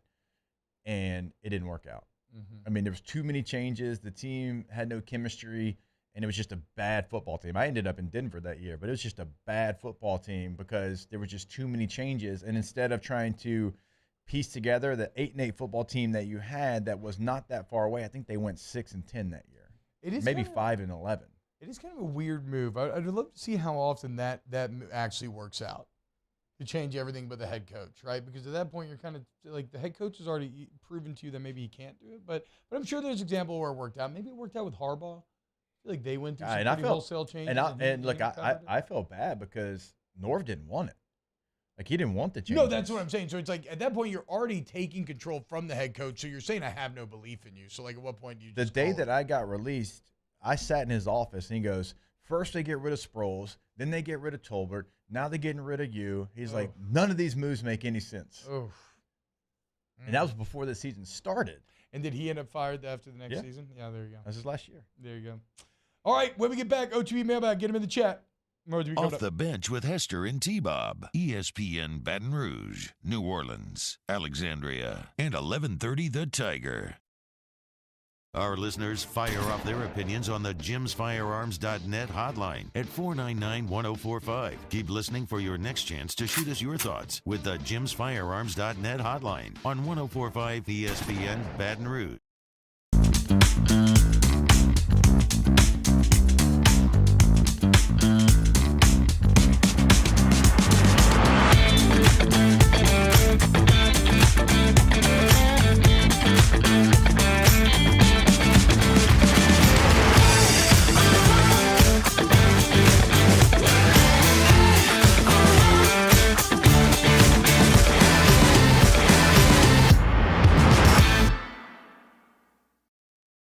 The Windsor Senior Living Community in Mandeville, Louisiana is a beautiful, vibrant apartment community geared toward seniors.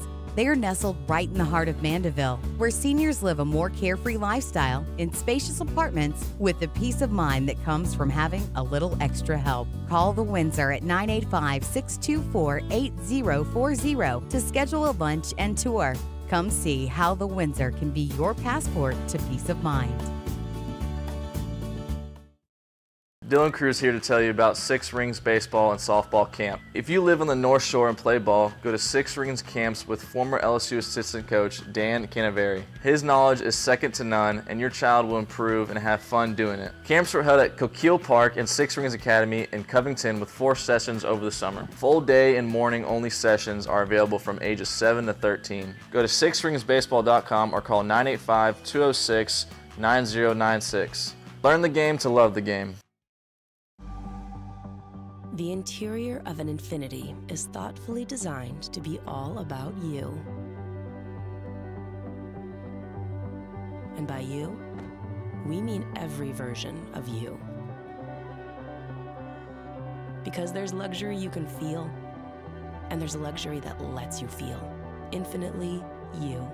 Experience luxury like never before in a 2023 Infiniti QX50 at your local Infiniti retailer. Gulf Coast Office Products is a nationally recognized Savin office equipment dealer based right here in Louisiana. Over 100 employees strong, Gulf Coast has the boots on the ground to support all vertical markets from education, engineering, legal, and finance. With the latest in office technology, from desktop to production segment units, Gulf Coast and Savin have the perfect fit for you. Call 225-756-2644. That's 756-2644 for Gulf Coast Office Products. I've been doing business with Luba for 25 years. They're dependable, trustworthy. It's just the attention to detail with our clients. Our folks have years and years of experience. They're highly trained professionals. But many companies have that asset. What I'd like to think makes Luba a bit different is that we use those talents in a way that truly is dedicated to serving the needs of the folks who depend on us.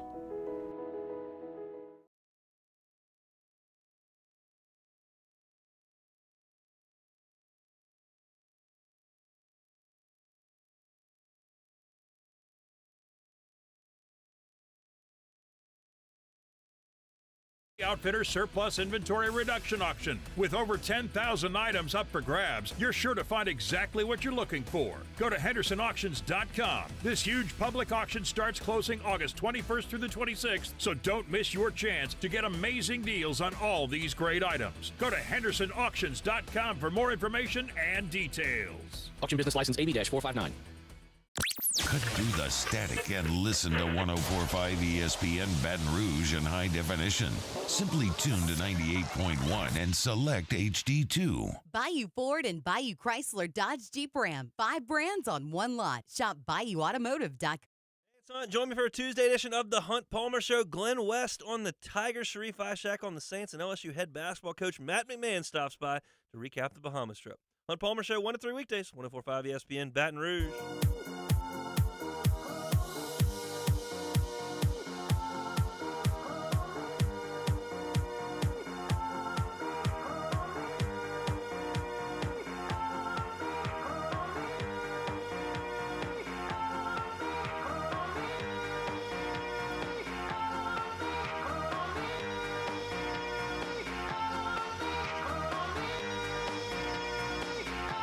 All-Star Toyota presents Off the Bench with Hester and T-Bob. ESPN Baton Rouge, New Orleans, Alexandria, and 1130 The Tiger. Yo, what up, y'all? Well, you got to keep playing now at this point, right? Can't get all the way here and not at least listen when it jumps in. I have miscalculated the beat drop. It's okay. You can keep it turned up. People, dude, are we? I think the LSU strength of schedule is actually kind of the same as Georgia's. Everybody in the chat is saying. Which again, if a Georgia fan tries to come in, you just mention Florida State, and you're like, "What are you talking about? Shut up." Yeah. No. So like, it doesn't matter. Yeah. But I think it's a good thing for LSU fans. Like, you should be happy.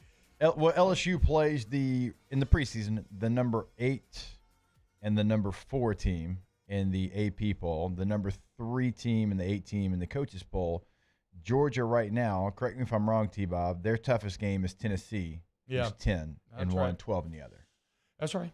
So. No, that's right. So I don't know exactly how that math is done. But that whatever. math ain't mathing for me. Brooks Godberry did point out again why LSU's expectations are not out of line via our friends at DraftKings.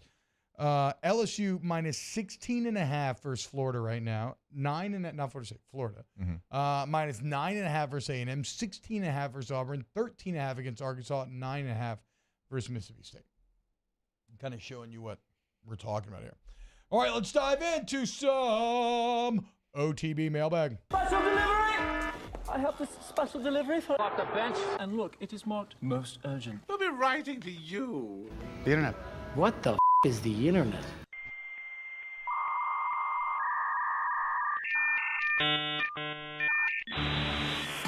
All right, hashtag OTB mailbag. Do you pour the milk before the cereal or the cereal then the milk? There is a correct answer here, right? It has to be cereal before milk. Cereal and milk, even for me. I was about to say, even Dahmer over there does Yeah. cereal before milk. What, are you going to do the milk first? The ratio is going to be weird. The cereal's going to float like... You'll splash it on yourself. Then you're going to eat your cereal and have way too much milk left over. There is a perfect way to pour a bowl of cereal where when you finish your cereal, you have just a little bit of milk left if you want to drink it up. Yeah, that Cinnamon Toast Crunch milk. So good. Cocoa Krispies has got great milk. Love it. Why is that always so hotly debated? Like, I feel like it's obvious cereal over milk. I don't know anybody right? that actually pours their No, milk I mean that'd first. be like getting a glass of water, putting water in it first, and then the ice cubes.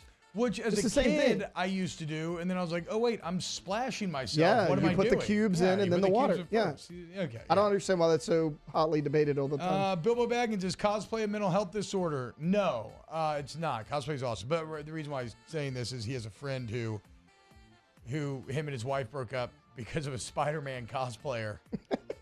And apparently that Spider-Man cosplayer and his girl just had a baby, and they named it MJ. For Mary Jane. I mean, that dude's all about the Spider-Man, dude. Who's this? Somebody you know? No, Bilbo said he has a friend whose wife loves for a Spider-Man cosplay. Like a guy wearing a Spider-Man suit. Yeah. Okay. I mean, there's worse cosplayers to lose to. I would say a Deadpool cosplayer would be probably a little more annoying than a Spider-Man one. You can't even see Why is that? I don't know. I don't know why. I just the Deadpool guys just seem a little weirder to me. Spider-Man's kind of like Batman. He's like as normal as you can get in terms of just loving a superhero. I hate to laugh. I hate to love laugh Deadpool, at to this be story, but I just was not expecting that. No, I mean it's funny. Deadpool, I feel like, is a lot like Spider-Man. Like his mannerisms, his humor, just a more crude version. Yeah. I guess you're not actually that wrong. You're right. Maybe it is kind of the same. But either way, if she couldn't see the guy's face, that's bad. She left you for. What? I mean, it's always worse to lose your wife to an anime cosplay. So at least it's better than that. Like I said, this is like kind of like losing it to Batman. That'll be a fun story to tell MJ. Baby Bobby says hashtag OTB mailbag. How'd you learn how to type, bud? Do you think we can sustain success on Saban's level with Kelly, or will he be more like Bowden, rise and decline before retiring? Well, let's show Bowden a little respect. I mean, they were like top 5 in the country for like, what was it? It was like 10 or 15 years. Yeah. So, hey, look, if LSU can be top 5 in the country for 15 straight years, sign me up for that. Hell yes, dude. John Dolan says hashtag OTB mailbag. In hindsight, was T-Rob's cowboy hat a mistake? I get the feeling Mario hated T-Rob's cowboy hat. Ha! Mario, did you hate my hat? I didn't hate it. You looked like Doug Dimmadome, but I didn't hate it. Who's that? Did have Doug Dimmadome for the Fairly Odd Parents? Yes. A what? He's It was a cartoon popular when me and Mario were kind remember of watching growing up. Fairly Yeah, Odd yeah, Parents, yeah. I yeah. mean, it kind of overlapped. But probably. kind of, I don't know, was he like kind of like a greasy businessman type? Yeah. Doug Dimmadome was. Imagine like a college booster NIL guy, but Yeah. with a big white hat. Yeah. That was him. That was T-Bob too. White suit, white hat, kind of like Boss Hog. Yes, the toddlers crush. Basically. I mean, that's who actually Dimmadome was inspired by. Was Yeah. the Boss Hog look. But the toddlers at the lake crushed the hat, so it's all misshapen and weird now. But it's cool. It's a lake cowboy hat now. It's great. I still love it. It's a what? Lake cowboy hat. Lake cowboy. Yeah, not late. Well, it is kind of dead. That's a good to remember. Why did Moscona change the chat default to top? I don't know. Oh, that is top chat. How do you change that back? Live you chat. want to go click and go to live chat. Bilbo Baggins, who? I'm not gonna read this. Do y'all know who Taryn Manning is though? Who's Taryn Manning? Can't say I know who that is. I'm Googling now. Okay. Yeah, me too. Okay, be careful. I don't. Hashtag OG mailbag on a scale of 1 to 350. It's an actress. Oh yeah, I know who this is. How blindsided do you think Michael Oher felt about his situation? We talked about it to open the show. It's obviously there's a lot of emotion there. I don't know. You know, it's just sad all around. Greg Lamont, hashtag OG mailbag over under 5.5 for the Gators. That's a great number. I'm under. I'm at 5. 5 and 7. Yep. 5 and 7 means you're what? 2 and 6 in the SEC. Let me look at Florida's schedule, see if they got an out-of-conference loss in there. Florida State. Oh, yeah. Yeah. I would go under. Look at Florida's schedule. God, but is and Billy find Napier not me, good enough to get 6? Okay, look at their schedule. All right. And you get me. Okay, they open up on the road against Utah in Salt Lake City. Altitude. Okay. Oh, that could be another. McNeese. We'll give them one. McNeese.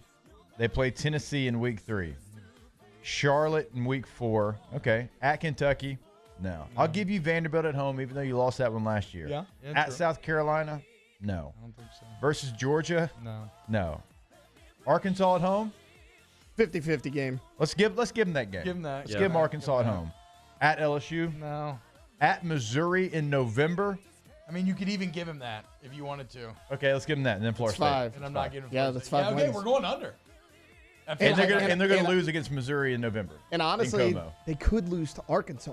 Oh, I mean, yeah, that's they- not a guaranteed Oh, yeah, win. Now they gave could him- they we gave could him- win, but the games that are like toss-up games, almost like you're going to be an underdog, but maybe you can find a way, like at Kentucky and at South Carolina, being on the road and at Missouri, that's what makes their schedule so difficult, because you get Tennessee but at home, but still Tennessee's a better football team than you are. Like Georgia is going to be at a neutral site game. Florida State's at home, but you're not as good as Florida State. So like the games that are kind of maybe 60-40, the other team where you have a chance to win, those games are all on the road for you. That's a bad break. That's a bad break. And even if you win one of those, you're not going to win all those. And we just gave you the benefit of the doubt on almost Even all if of you them. do beat Kentucky and South Carolina, that's only 7-5. Yeah. Ugh. Hashtag OGB mailbag. Well, I'll actually jump to this one from Eric Ingram. Does Florida cut losses after those 5 wins and find someone else to coach? Apparently not. That's what everybody is No, saying. Scott Strickland hired Billy. Yeah. And he sees, I think, what's coming in the future, because Napier's done a hell of a job on the recruiting trail. They've got a top 5 class. You have to stabilize, and you can't, because when you fire Dan Mullen after he goes to 3 straight New Year's 6 bowl games, and then you fire Billy after 2 years, what does that look like? Who can you honestly get? It just looks like bad leadership at that point. So, I mean, you can still go get a coach. It's Florida. You're going to pay him a lot. You can get a coach, but can you get the coach after having a situation where you fire a successful Dan Mullen, then you fire Billy Napier only after 2 years? I don't think Billy's going anywhere. Hashtag O2 mailbag. Was Jimbo Woodward's worst big name hire? No, it was his best. It was all, I mean, speaking of psyops, it was all a deep move to wreck A&M before coming back to LSU and hiring Brian Kelly. Like, it was genius. He did it on purpose. Machiavellian. I mean, remember, he came on this quote and quoted Machiavelli. Like, the man knows what he's doing. Inside the chat here, Utah has their third-string quarterback starting against Florida. We don't know that yet, and if they do, it's still not going to change my mind about that game. Look at Utah's running game and their front seven on defense. That's why I like them so much. But I will say this. I know Cam Rising's coming back from an ACL. You're going to have to chain him to the bench for him not to play in that game. Yeah, I don't Cam Rising is the toughest quarterback in the country. If you've ever watched him play, you'll know exactly why I'm saying that. I cannot imagine that he's not going to be in that game. He's already going through drills right now. The only thing he's not doing is contact right now. Yeah, I don't think you can say at all that Cam Rising's not playing in that game. I'm not saying it's a guarantee, but If I was betting on any quarterback in the country to be a meathead and play in that game, term of endearment, y'all know this, it'd be Cam Rising. And like, you may not, I was talking to an orthopedic surgeon about this the other day. Like, you're not going to be 100% from an ACL for a full calendar year, but we all know, like, you can play like 4 months later. Yeah, in his 6 months, especially. He'll be, at that point, almost 9 months. Yeah, that's what I'm saying. You can play. Because he did it in the Rose Bowl. Yeah. So. Okay, last one here. Oh, wait. Actually, maybe that was the last one here. Let me see, unless I missed one. That's 3 Utes. Does anybody know what the 2 Utes is from? What movie? My Cousin Vinny. Oh, I love y'all One of my much favorite right movies now. of all time. So proud of y'all. Taylor's favorite movie. Is it? Remember? Yes. Yeah. He's like obsessed with it. I almost named my dog Vinny after that movie. Almost. Well done. Well done, gents. That makes me happy. Great story, Taylor. Thanks, T-Bob. I almost named my dog Vinny. I did. But you did it. Yeah, why didn't you? I don't know. He didn't want to be associated with Jersey I don't think my wife liked it that much. Jersey Shore. Vinny. I don't think my wife liked it that much. I mean, Pesci, at least? No? Pesci would have been good. Pesci's a good dog name. That's a good dog That's a name. really good dog name. I never considered that before. Yeah. I mean, Joe Pesci, very underrated. I mean, he's still young. We could change the name. What's his name? Frankie. Funny. Okay, all right. I mean, still like an Italian Frankie, you know. I know I've definitely I utter pointless stuff every single day into this microphone, but I almost named my dog Vinny. Has to be in the Hall of Fame of sentences without any payoff whatsoever. We were talking about My Cousin Vinny. No, look, and I was like, I love the movie. I almost named my dog Vinny. I get it. It's I get it. It's just like, yeah, okay. Hell yeah. T-Bob's high fluting today, Bob. No, I know. man. T-Bob's up here. I opened up taking shots at Jake. T-Bob's I up here. apologize. I'm taking shots at everyone. Feed him back to me. We can only wish that we could host the Blazing Hot podcast Snaps with Aaron Murray. Subscribe and like on the Volume Sports Network. We can only hope that we can get to that level one day. So now we arrive. So now, okay, yeah. Yeah, I'm just saying. You get like, what you deserve. I agree. Exactly. I agree. You know, I'm typically your biggest champion, but I know you are. You're always pushing snaps on social. You know, yeah. I mean, it's okay. I'm sorry for taking shots. You know, T-Bob just glided in here today. He floated in here today. You know, just talking crap, dude. No, yeah, like the Rejuve Me live read. Halfway through it, he's like, it's Taylor's turn. Well, Let's just go after I kind him. of added on that one too. Okay, I apologize, guys. Let's go to break. I'll do my penance, whatever I need to do. We mess with you about becoming Moscona sometimes, but it's clear you're becoming Colin. Okay, here, yeah, there you go. That's pretty good. You graduated. Look. That's pretty good. Look. I don't know what to tell you. I don't think Dwayne Haskins winning the Super Bowl. Okay, he's not. we talked. I mean, off air we hadn't talked about that. I think you were. I must have been out that one day I missed. I think the one day you missed, we talked about it. Yeah. Some producer got in a lot of trouble. Did he still have his job? He still does have a job. I did get. Nobody got fired apparently. All right. That makes me happy. Yeah, we all make mistakes. We More- all make mistakes. More OTB coming up. That's what we need to do. Is what's our biggest mistake we've said on air? Oh yeah, like when Off Colin the was right, bench Colin with was Hester and T-Bob. Oh, does he have that? wrong. That's the segment that they do. Where We Colin actually was right, where Colin was wrong. on the other show that I do, we have right, wrong, or indifferent. There Like you what go. you got right, what you got wrong, what's kind of in the gray area. That's actually perfect because, yeah, that works. You know what else works? CentralPlumbing.org. CentralPlumbing.org. I would never talk crap about Central Plumbing because they would just clean it up. Because that's what they do. They do. Clean up the crap out of your pipes or any plumbing issues. or any bathroom remodels. Or maybe you want a tankless water heater so you never run out of hot water again. The point is, it's all there for you at Central Plumbing, a company that's been doing it for 50 years. Licensed, bonded, insured. They're the best. 925-8552, centralplumbing.org. Go to that website today. You'll see exactly what we're talking about. Yes, it is an emergency. If you've got a situation, it is 24/7. That does mean 24/7, but also if you're looking to remodel, if you're looking to upgrade, they can come into your home or business and do that for you. You'll see the full fleet is ready to go right there on the homepage of the website, centralplumbing.org. In times of need, get a full list of phone numbers, websites, and other important emergency information on the Demco Stormwatch page at 1045ESPN.com.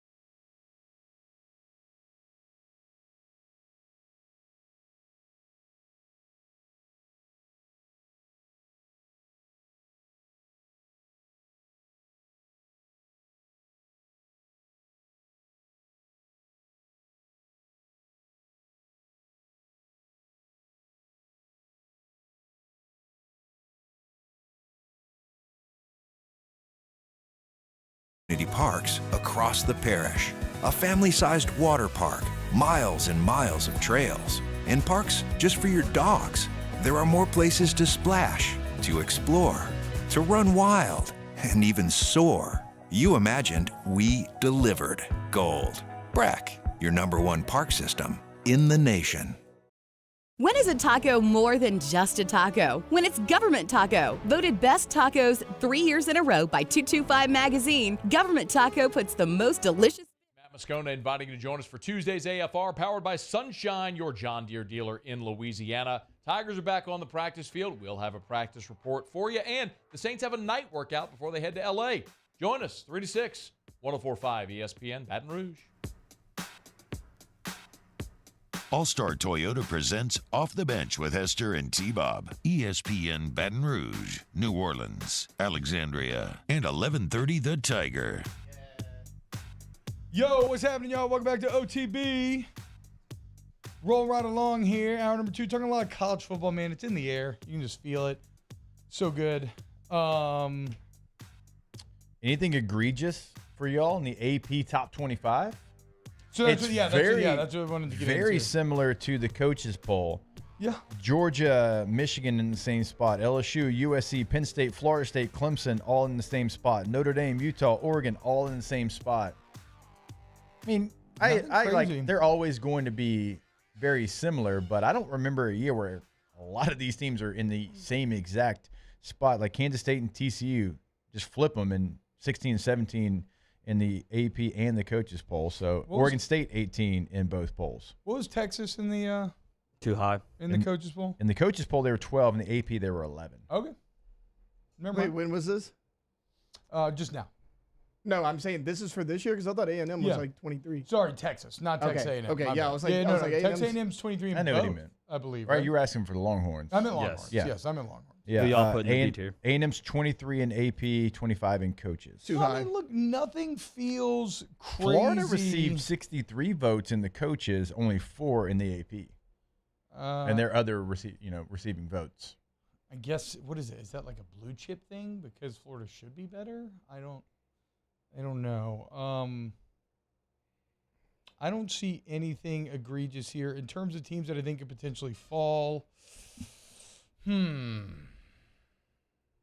hasn't been there's only been 2 AP number 1 preseason teams that have finished the deal since 2000. Only 2. I don't know if it's egregious. That have gone wire to wire? I don't even know if it's been. No, they weren't number 1 preseason last year. Okay. I don't know if it's wire to wire, but finished the season. I know. Yeah. Let's see. USC would have been one of those in the Pete Carroll days. SC at 6 you could say is high because the Pac-12 is so tough that there's probably going to be some cannibalization there. Let me see if I can find TCU at 17. I really like TCU, and I don't think they're going to fail, but I could see a world in which they could maybe have an off year in the Big 12. I can see one, and the opposite. I mean, we've talked about that. This is from Brett McMurphy. Godspeed, Georgia. 17 of the last 19 AP preseason number 1 ranked teams failed to win a national title. Only Alabama in 2017 and USC in 2004 overcame the preseason number 1 jinx. Georgia also trying, as we've talked about, to become the first three-peat champion since Minnesota in 1934 through 36. Well, and I don't believe the AP era starts until 36 or something, so it's never been done in the AP era. There's never been a team that has finished 3 times in a row. Number 1, Army had a chance. They finished number 2. Alabama had a chance. They finished number 2. So Georgia's just trying to overcome a lot of math. Also another math. Looking for your 2023 national champion, history says it's either Georgia, Michigan, Ohio State, Alabama, LSU, USC, or Penn State. Since 2004, every national champ was ranked among AP preseason polls top 7 outside of Auburn in 2010 that started at number 22 and Florida State in 2013, which started at number 11. And what do those guys have in common?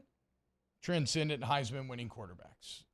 So if you want to win the Natty and you're outside looking in, maybe that's like, can Florida State can I know we have to take a break, but outside of the top 10 right now, a team that can make that run and win a national championship, most likely. Outside of the top 10? Mm-hmm.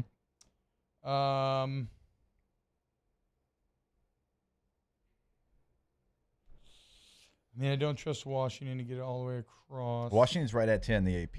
Oh, you 11 said outside in the coaches. the top 10. Yeah, right outside of it. I'm never going to answer Texas here. It feels like you would have to have what we're talking about. You have to have the quarterback.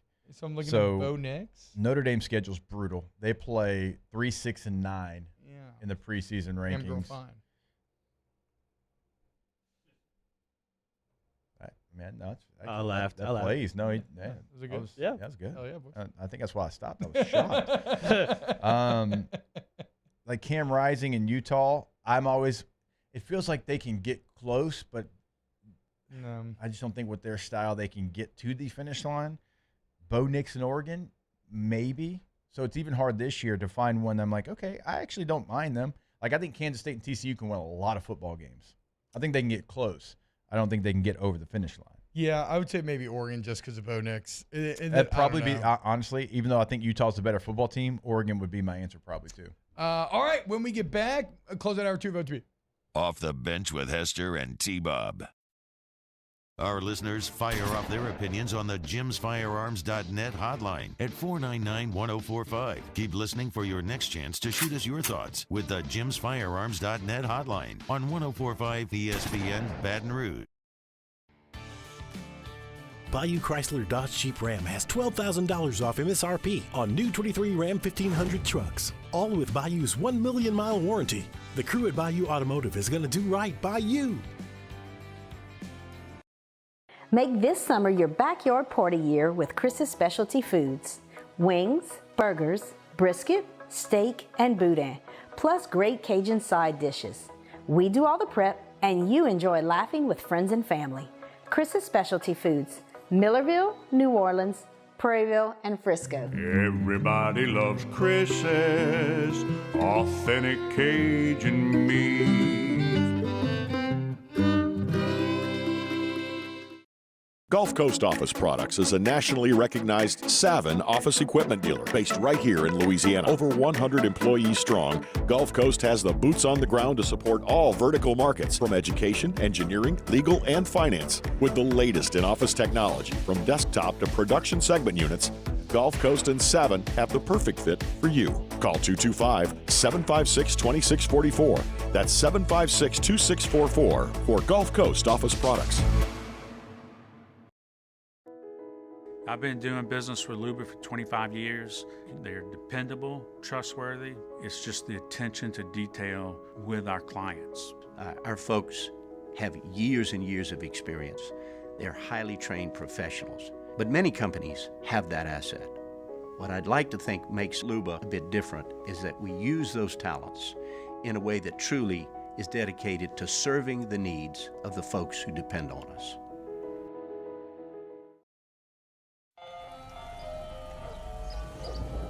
Hey there, little buddy. What's the matter? What's the matter? My windows, siding, and my door. That's what's the matter. Relief Windows can fix all of that. I got you. Pop, pop. What's up? Oh my gosh, look! Curb appeal. That's a good-looking neighborhood. ReliefWindows.com.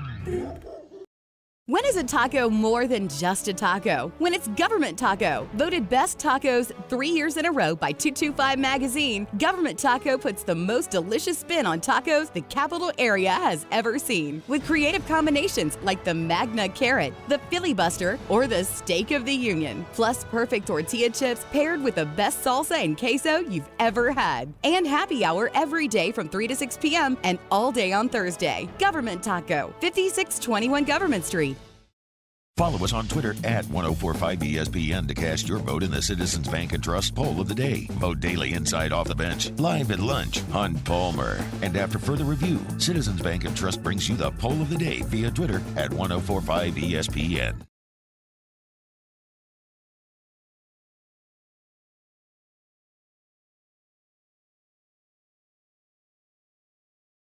Biscuit is the biscuit. It reminds me of my grandma's homemade biscuit. It's always buttery and savory. Then you add the spices, instant classic.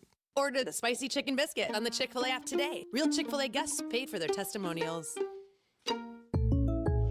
I know a lot of you really want the State Farm personal price plan, but what's with the oversharing? Like this message Mateo left. Jake from State Farm, you should know orange juice commercials make me cry. I feel bad for the oranges.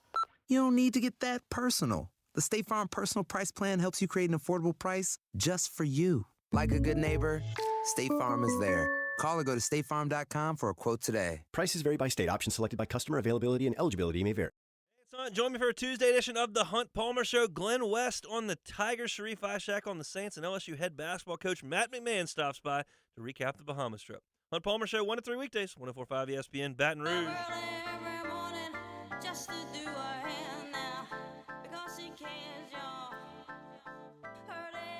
All-Star Toyota presents Off the Bench with Hester and T-Bob. ESPN Baton Rouge, New Orleans, Alexandria, and 1130 The Tiger.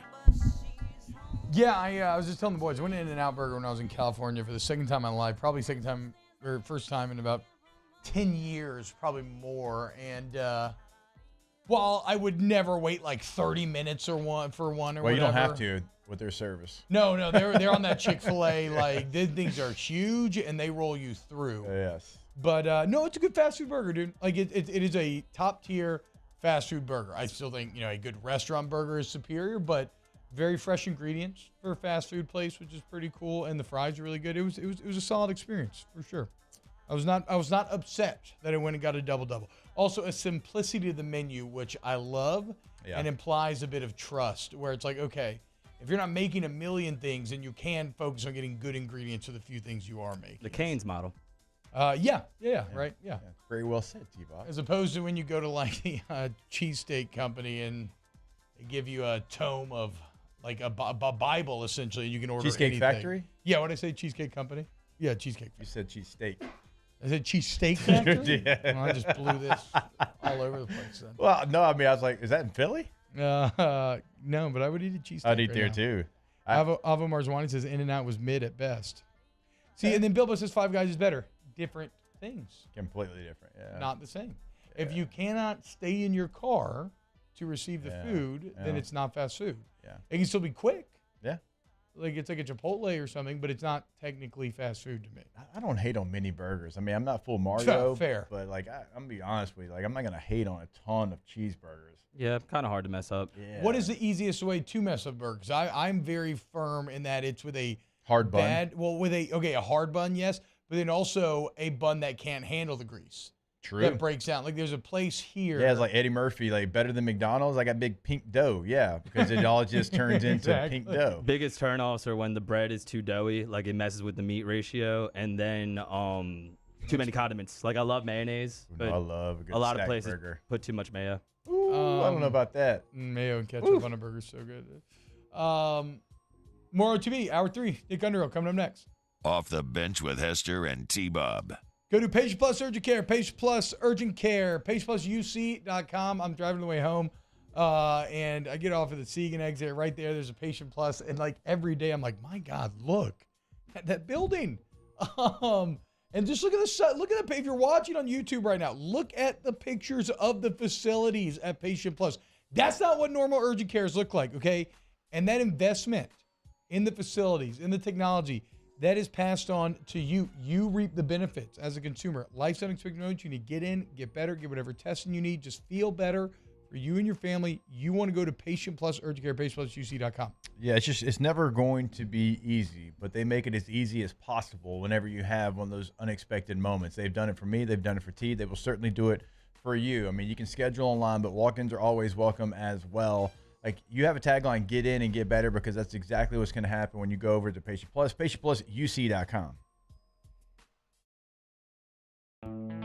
The importance of doing this Fortified program and offering it to people down here is, number one, the only real chance you're going to get to do this is when you put on a new roof or build new. And through companies like HUDCO, who's kind of leading the way in this thing, it's going to offer the customers a huge advantage in the insurance market and the price of their insurance. You know, we're not looking to make a fortune off fortifying. We're trying to give you a better product than our competitor at the moment. I'm trying to do something that he can. I'm trying to give you something better. So a lot of these insurance jobs, you're getting a re-roof, you're only paying your deductible. Let's sit down and talk about the Fortified and let's see what it does to your insurance premium. You're getting a steal. Yeah. You're getting a brand new roof and a Fortified certificate for your deductible, essentially. And I think we're rocking and rolling.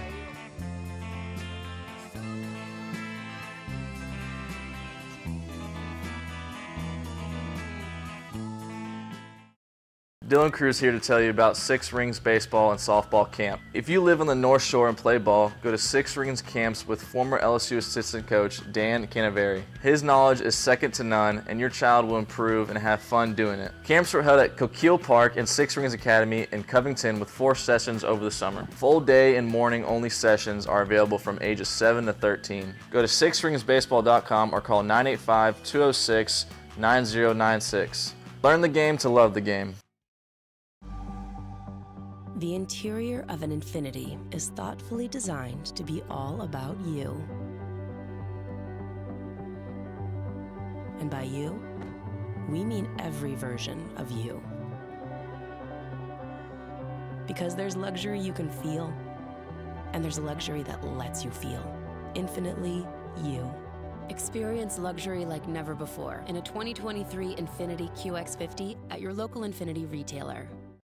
Gulf Coast Office Products is a nationally recognized Savin office equipment dealer based right here in Louisiana. Over 100 employees strong, Gulf Coast has the boots on the ground to support all vertical markets from education, engineering, legal, and finance. With the latest in office technology from desktop to production segment units, Gulf Coast and Savin have the perfect fit for you. Call 225-756-2644.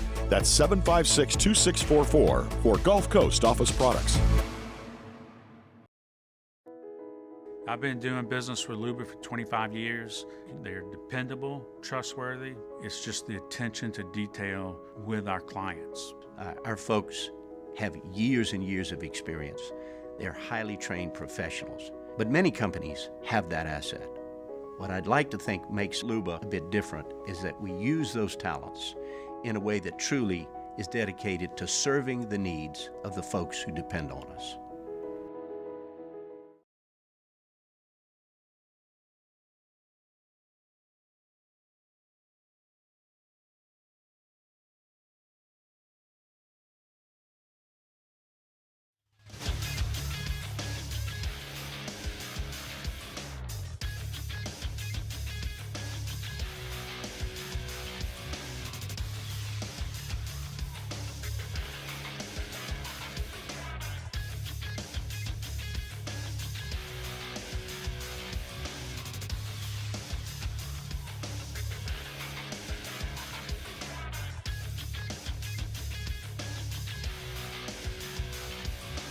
Good morning, everybody.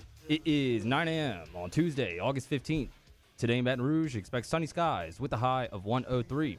You can follow today's show on Twitter, Instagram, and TikTok at OTB_ESPN, or catch us on YouTube at the 1045 ESPN channel and subscribe for daily content. Hour number 3 of Off the Bench, live from the Mercedes-Benz of Baton Rouge studio, starts now. All-Star Toyota presents Off the Bench with Jacob Hester and T-Bob Hebert. Yeah. Off the Bench with Hester and T-Bob. Hey, P, they said I got to come off the bench. All-Star Toyota presents Off the Bench with Hester and T-Bob. Yo, yo, yo. Shout out Big Fave pass rush technique. You always knew when Big Fave was rushing during one-on-ones on the Ponderosa when you were all them tails, just giving away what you're doing. I didn't hear you doing that when it was a run stuff opportunity. Just trying to get to the quarterback. I guess that's true. Just trying to be a front runner. Big yeah, Fave. but if you're engaging in, if you're doing that, it's already like a pass rush situation. It's third and long. You go quarterback draw. I mean, I'm just saying. Trust me. Different things. I'll never forget getting caught by a draw. I've told the story. 9-year-old football championship game, 0-0, 4th and 13. They have the ball, 30 seconds left. Should have gone to OT. And I rushed the passer, and they ran a draw, and they ran right in my hole and scored like a 50-yard touchdown FT dub. I'm haunted. Yeah. When I tell you I'm haunted, I remember actually watching the film with my dad at the lake and being depressed. I tell you a story at a time. Clay Matthews, when he was with the Packers, used to crash on power so hard. Like he knew exactly when it was coming, and he was trying to blow up the A-gap, get inside the fullback's block, and make it a play where you got to tackle for a loss. Well, we watched film, and we had power outside because he did it. So he did that, hit his right shoulder. We ran right around him for about 40 yards, and he was like, "Oh yeah, that's right, baby," when he crashed it. And I'm like, I just pointed to Ryan Matthews, like running down the field for like 30 yards. He thought he blew the power up. It's like, no, buddy, we watched film too. We watched tape. Well, the ball's going that way. You know who else watches tape? Nick Underhill from New Orleans Football. Too much tape. He's like Russell Crowe in A Beautiful Mind a lot of times. If you've seen some of the Underhill magnum opus over the years, I don't know if that's the correct plural of opuses, but that's what we're going to say. Nick, what's up, man? You're a writer. Do you know what the plural of magnum opus would be? Magnum opus? Okay, yeah, that's what I thought too. Okay, I feel validated now. Thank you very much. Nick Underhill, sign up for New Orleans Football. They got incredible coverage going on, man. Him, Mike, Brooke, daily articles written, daily pods, daily shows we watch on the YouTube channel. Again, subscribe to New Orleans Football. I mean, Nick, pretty validating couple of series, for all the hype. I'm feeling good, dude. Black and gold to the Super Bowl. I mean, feel as sure the Saints should win the NFC South as ever after Sunday? Oh, yeah. I mean, I agree with that. One thing, though, I'm going to say, like, I don't know if I'd take my side on the Magnum Opus. I needed 13th grade to finish high school, so I'm not sure that I'm the grammar police here. But no, look, I thought they looked great. That first series was as good as you could have hoped for. I mean, the only two miscues on the whole thing, Chris Olave drop. I don't think we're going to see a lot of those throughout the year. And then the other one, he tried to go like high point to Mike Thomas in the end zone and put the ball only where his receiver could get it, maybe a little bit too high, but then you go and score, I think, on the next play. So I didn't really have anything to critique really on the opening series other than Trevor Penning's false start. I mean, other than that, I thought they were pretty perfect. I thought the 3rd and 8 to Juwan Johnson was a good moment for Derek Carr. Kind of the criticism of him is how he manages the pocket. Does he have the right field to climb? Does he have the right field to flee? I don't want to make too much out of one play, but in the one play we did see where he kind of had to climb the pocket, extend it, and make a play. He did. The Mike Thomas throw I thought was a really great throw for him. He kind of led him to the ground against tight coverage and, again, put it only where his guy could get it and kind of threw him open a little bit. I thought that was a great play. And then the 17-yard screen to Alvin Kamara. I mean, that's kind of what we've been waiting for 2 years. Like we haven't seen a lot of those plays, and they go to it, and Eric McCoy has a beautiful block. You go back and watch it, just kind of, just cleared that lane right away at the line of scrimmage. And, Alvin didn't really have to, do too much with his blocking down the field after that. But, he had the guys there that the two guys are out ahead of him. It was a great play. I mean, so I thought the few signs we saw from the offense, it felt cohesive. It felt put together. But it's one game, and, we saw Jameis Winston hit Marquez Callaway on a deep ball and thought they were going to win the Super Bowl that year too. So I guess we'll kind of see where it goes from here. It was a great catch. Beautiful. Catch. Probably got him drafted moved them up multiple rounds in fantasy football too. Sean Payton hyped them up after it. It was not a sign of things to come, but I think this one is. I kind of feel like they're going to be better on offense. I think it'd be hard for them to be worse. What about as far as like the personnel, maybe some of the things that they were doing? They ran a lot of 12 personnel in the game. Is that about what you thought it would be? Obviously, like the tight end room looks completely different than it did before the draft and even after the draft. It looks like that's something they're going to utilize and feel really comfortable in that package. Yeah, can you guys mute Jake's headphones for the next comment I'm going to make? Because I don't want to hurt anyone's feelings. I know what's coming. I know what's coming. Well, I mean, look, should they keep a fullback? Like, should they just not have a fullback on the team this year and just go with an extra tight end? Like, I feel like their tight ends are they did run some 21 personnel, though, with the first team. They did, but, like, you start to look at it, and it's like, do you get more value out of maybe, like, when Lucas Kroll's back, keeping Lucas Kroll instead of Adam Prentice? Or, like, does J.P. Holtz find a way into the mix? Do you get more value out of that, more pass catching ability? I don't know. Like I don't know that they will get rid of the fullback, but it's something that I've just kind of been thinking about a little bit. Like, does it make sense to maybe try to look at this a different way? Because you do really have a lot of diversity at tight end. And, the one thing that would maybe go against what I'm saying is that I don't know if there's a lot of great blockers at that spot. Maybe, Foster's probably the best one at this point. But I think they're going to be a bigger part of this offense. If we go back to, someone wanted to play tape from stuff we were talking about on here, like back in April, May, like it was kind of like, oh, they got, all these receivers. I think you're going to see more 11. They're probably going to, push the tight end a little bit to the wayside. And then it's just like they reloaded that room and they got so many guys. Foster's been incredible in practices too, much better than I, kind of expected just given the circumstances, but he's flashed a lot. Obviously Juwan Johnson's doing his thing. I still need to see more from Jimmy Graham. He had the catch, but it was kind of like almost like a route on air and a step forward and a fall down. Like I got to see a little bit more from him before I got him inked on the team. But I think he has a chance to really have a very specialized role within the offense.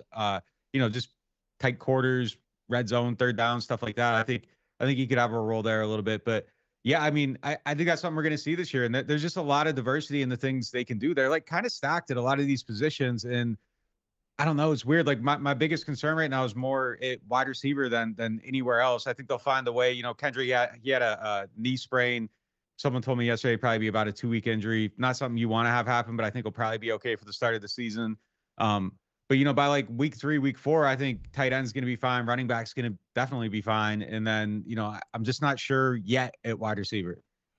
Okay. Well, that's interesting. What's making you unsure about wide receiver then, given that, we think Olave is kind of next in line to be huge. Mike Thomas back in the next sliding catch. Like where's that hesitance come from? Yeah. I mean, I think Olave's obviously going to be like, I'm expecting him to be like a superstar this year. So I think they're good there. But like Rashid Shaheed missing time isn't the greatest thing. And True.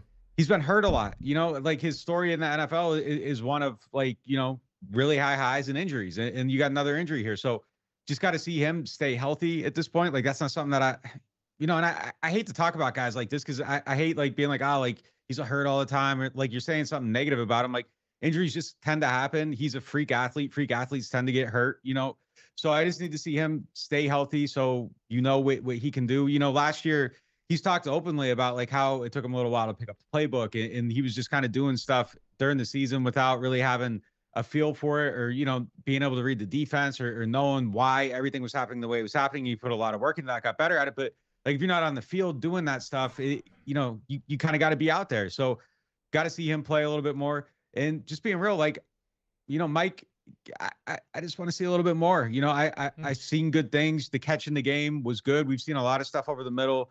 Worst case scenario, I think he's still going to be a monster on like slants, crossing routes, digs, in breaking stuff.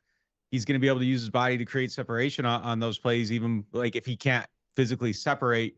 But like stuff on the outside, like I just want to see more of it. And it's been a process too, even with Derek Carr. There's a lot of like going back and forth. One guy expecting one thing, the other guy doing something different.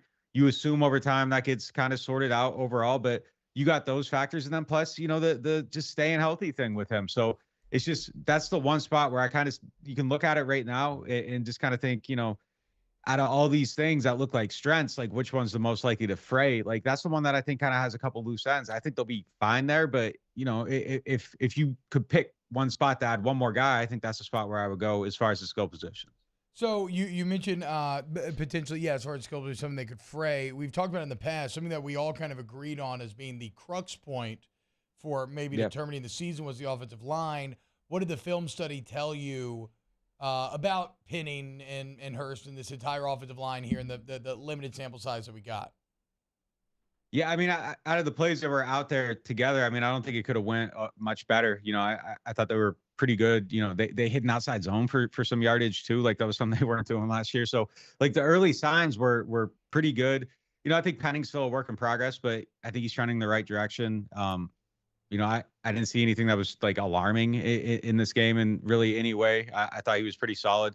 All those guys, look, I think Hurst is going to win that guard spot too. And that might just be like, out of sight, out of mind with Andrews Pete, but man took a pay cut. He's a free agent after this year. Hurst stays healthy. Like just even in like the case where you're like flipping a coin with the two in continuity becomes a thought in the room. And I think it has to, I think you go with him on a coin flip just because you can count on him to play every game, hopefully. So, I thought the O-line was pretty solid. Salivary was good. I thought with the reserves, the rest of the reserves, I don't know how great the depth is, across the line, but, I think that the top end guys were probably, as good as you could have hoped for in this game. Everything with the offense, it's just hard to nitpick when they have a drive like that and everything kind of worked well.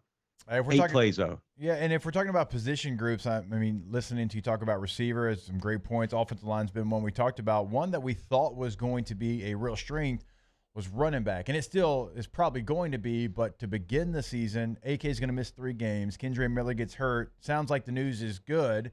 Sounds like he'll be ready potentially for the open of the regular season. But you make a move. You brought in Kareem Hunt last week for a visit. You don't sign him. You sign Darrell Williams, which to me makes more sense with the offense. He's got an NFL season with over 40 catches. And if you're going to miss AK, why not go out and sign somebody that can do AK-like things as far as catching the ball out of the backfield? So I like the signing there. But it was a group that I felt really strong about. Now you're trying to piece it together, Nick, as you get ready for the regular season. Yeah, it's definitely not off to the start that you want it to be. I thought Kendre started camp at a higher point, and I don't know that it's gone up from there. Like it's kind of like stayed the same and maybe like even dipped a little. Like he got off to a really fast start. But I mean, I don't know that that's a huge surprise either. They're throwing more at him now, kind of early in camp. It's like the real basic install stuff and it gets more and more complex. His head's probably spinning a little bit and it probably just needs to slow down. And then, the talent comes back through once he has everything down again. So I don't think that's a huge surprise, but yeah, this isn't where you want it to be starting that at all. But we talked about it last week when they had Hunt in here, and it kind of looked like they were going to sign him, and then I don't know, something weird happened. He didn't even work out. He went to Indianapolis, like he thought he had better money there, and then doesn't sign in Indianapolis. Did he sign somewhere yet? I don't know. Kareem Hunt? I'll look Not it up that- real no, quick. not that I know of. Yeah, I don't think so either. So I think he's still out there. So I don't know what happened there. Like he was kind of expected to sign, and then like he was just out of the building. So, but like It the looks like idea he behind visited Kareem, the Vikings yesterday, but that was it. or 2 days ago. Yeah. So yeah, I mean, look, I agree though. Like Darrell Williams makes a lot of sense, and it's just kind of in that same school of thought that go out and get somebody that you can kind of know they're going to come in and give you some production. Don't necessarily rely on Ellis Merriweather. Like I feel like, and I'm not taking a shot at him. Like I feel like Sean Payton would have seen Ellis Merriweather play in this game and been like, we like our room, we can get by with these guys, and kind of just went out and did it. Like I like not assuming that you're going to be okay in that situation, and they still might not be okay. I think they need a strong running game for the offense to work the way it does. Like you don't want Derek Carr having to He-Man you to victories. Like if that's your plan, like you're probably not going to be a very good team. Like I think if you can support him with all these skill position players and have a strong running game and have good tight ends and have good receivers, it takes a little bit off of him, and then he can go out there and execute and be uplifted by the system a little bit, which is something I think he needs. But yeah, those first 3 games without Alvin, if Kendre is banged up, and then just honestly not practicing is probably going to set him back a little bit. Figuring out the blitz pickup and he's learning how to be a route runner, all this stuff. Like you take him off the field, it's going to set him back a little bit. Yeah, I think those first 3 games become much tougher without him. That's knowing he's going to be ready to go. Well, and look, now that Pothead Peyton's finally out of town, you can see that LSU to Saints pipeline that he had denied for so long finally materialize. I mean, it's real, dude. It is kind of crazy how many LSU players are now ending up there. I want to bring it back to the Juwan Johnson, Nick, because when you look at Juwan Johnson from a graph standpoint, investor confidence should be sky high. In fact, people should be telling you to buy right now because the potential of this stock is huge. I mean, in 2020, he has 4 catches for 39 yards, no touchdowns, then 13 for 159, but with 4 touchdowns, then 42 for 508, 7 touchdowns. And it feels like under Derek Carr, maybe better position there. Like how excited are you about the potential of Johnson? Like, is he one of those guys that can push to be, a top 10, maybe even top 5 statistical tight end in the league? I mean, the crazy thing is it doesn't take like a ton to get to top 10. So I think it's definitely possible. I'm expecting him to have a good season. Look, even just in like those 2-minute drills, like that's where tight ends here it's almost like cheating. Like they're never like Kobe Fleener put up solid numbers, like just producing in the 2-minute and 4-minute offense, just because it schemes so well. And it's just kind of like nobody's ever covering those guys. And they just, I don't know. It's crazy just how open they always seem in that area. And then you give them Derek Carr, who's a great 2-minute quarterback. And I think, just potential there just to kind of inflate those numbers is really high. But yeah, I think he's going to be good. Like Darren Waller was such a good fit with Carr. And I think, Johnson has some similarities with him. So I just think the way the offense is going to operate, yeah, I like it. Like, not a knock on Jameis, but like the short area stuff in the field, like that wasn't his forte. So I think that kind of took things back. And then Andy Dalton's not he shouldn't be starting quarterback in the NFL. So I think, that's a hit there too. So you give him a viable starter who kind of can attack the whole entire field. Yeah, I think his numbers are definitely going to go up. I'm high on him. If we're talking like fantasy football draft, like I'd probably still take Taysom just because he might get you 25 points one week doing all kinds of weird stuff. And I'm going to take the tight end that's going to win me games potentially late in the draft. But real life football, yeah, I think Juwan has a chance to be really good. Yeah, I had another question, but your fullback slander earlier, it has me rethinking that question. I think I'm going to need a week, Nick, for our relationship to heal before I ask the next question. So, I mean, what, he just thinks that that's fair. I understand. Just can't get it done, dude. Yeah, he thinks tight ends know it's what not fullbacks that hard, do. dude. Just crawl. Just go do it. Yeah, it's just fine. Go do it. It's Go fine, block. yeah. Nick Underhill. Go ahead. Take some time, man. I understand. Yeah. Take all the time you need. I'll be here. I'll be here, though. Thank I'll be you. here Tuesday morning, 9 o'clock. Yep. He will be there. He'll be on YouTube. He'll be on the brand new New Orleans Football app, which you can download on Apple or Android. Just go check that out as the NOF network continues to explode. Go sign up today and subscribe. Nick, thank you so much, man, and we look forward to catching up next week. Yeah, take it easy, guys. All right, New Orleans Football is the site. I mean, slander. Yeah, Kroll. Go run that zone extra. I know. I mean, if we had a more long-form thing, I would have loved to get into that with him because I did think that you offered like a very, very good explanation of why it's not just so easy as like plug and play. But I think, like all jokes aside, I think if they kept Kroll, it's because they like what he could do if he had to play tight end, and then he can also maybe play fullback. But I still think you lose something. So it's going just like it's been for the last decade plus, going to be a roster spot situation. Yeah. And that's why fullbacks get pushed out. It's because they want to keep that tight end in case they need him at tight end. And, oh, yeah, you can play fullback, sure, even though you're losing a little bit of your offense. I mean, you go back and you watch the tape. I thought the Saints used the fullback a lot there. Yeah, the first. well. Kamara's biggest run was behind a lead block from the fullback. So. Well, and I mean, look, a lot of this finished around Jimmy Graham, and like Nick said, there's no guarantee that Graham makes the team. The tight end room is weird because, like, you feel good about it. It's got some depth, but you've got guys that are kind of like, okay, well, it's like Taysom's not a tight end to what a tight end is normally in the NFL. Talented player, you can do a lot of things with him, and I think he certainly can handle some of the things that a tight end does as far as blocking. He's a willing blocker. Like, Foster's a Y tight end. He's like your most natural tight end. Yeah. Johnson's an F. He is a receiver converted to tight end. Jimmy Graham, you know, he's had certainly his day in the NFL, but he's even more of an F. He's out there to run routes. And then Kroll feels like kind of a little bit more like a Y, not an F. But you've got a room that's got a lot of talent, a lot of different pieces, but they're all kind of different there. So now you have to figure out, like, okay, we're going to keep this person for what? Why are we keeping this person? What does he do really well? Like, if Foster's going to be our Y, who's going to be our F? And then who can back up? If Foster goes down, well, Johnson's not going to be able to do what Foster does, just like Foster couldn't do what he does. No, yeah. And then Taysom couldn't do it. Could Jimmy do it? I don't really Jimmy know. can't block. So Jimmy can't block like that's why you have to keep, or at least that's where Kroll comes into play. Because if Foster goes down, who's your Y tight end? Not to say Johnson couldn't do it if he had to for a game or two, but if it was a serious injury, you're going to want him on your roster. Oh, how do we make it make sense on game day for him to be active? Well, he can play fullback.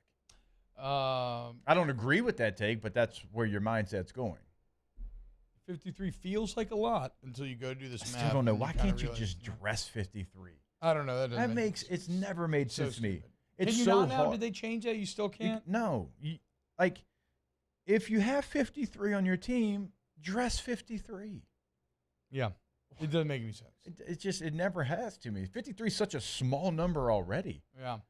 It's so crazy going from a college to NFL sideline. Yeah, we got to go. All right. More OTB coming up next. OTB, OT. Join the G Team, where there's unlimited roster spots on the G Team, okay? No 53. You're not going to get cut when you're talking about working with the G Team, okay? With Gordon McKernan, injury attorneys. In fact, you need somebody who's going to fight for you in the courtroom and get it done in the courtroom, get you the result you deserve. Gordon can do that. But also, let's just say you're an LSU fan and you like hearing from your favorite athletes. Gordon can do that as well. If you go find him on social media at GetGordon, maybe you just want to design a Gordon billboard. Well, Gordon can get that done as well by going and entering the contest on social media. Design the billboard through August 31st. That's when the contest ends. Get Gordon, get it done today. 225-888-8888. Let me guess, yours would have an avocado. Well, no, it's already been done. Yeah, but you love But that I love so it. much. I love it. But mine would be something absurd. Yes. Yeah. I like the new Barbie one they got. GetGordon.com is the website. Have a chat with them right there on the website today, right now, if you're already at work and can't get to the phone. But if you can get to the phone in Louisiana, area code followed by the 8s, 888-8888. Okay. In times of need, get a full list of phone numbers, websites, and other important emergency information on the Demco Stormwatch page at 1045ESPN.com. At Corvell Toyota in Opelousas, you can lease a new Toyota 4Runner for $489 per month. That's right, you can get a brand new Toyota 4Runner for only $489 per month. So come on down to Happy Town. That's Corvell Toyota in Opelousas, Happy Town, USA. When it comes to ending cancer, we push forward, always working together for you. That's why our cancer experts at Ochsner have clinically integrated with MD Anderson Cancer Center. This means advanced cancer care, including access to life-saving clinical trials and integrating care to treat the whole you. Introducing Ochsner MD Anderson Cancer Center. Long live you.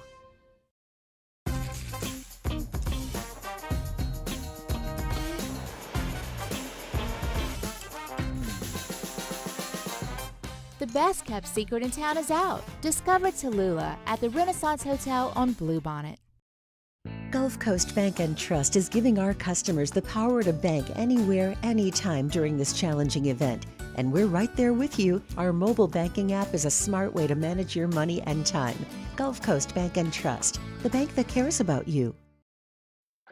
Oh, hey, what's up? It's Big D and Bubba, 100.7 The Tiger Morning Show. We'd love for you to join us every weekday, 4 a.m. till 9 a.m. Yeah, everything you want in a show. Country music. We got laughs. We got celebrity in-studio guests. We just need you. Join us every weekday morning, 4 a.m. to 9 a.m., right where it all started. That's right. Louisiana's country station, 100.7 The Tiger.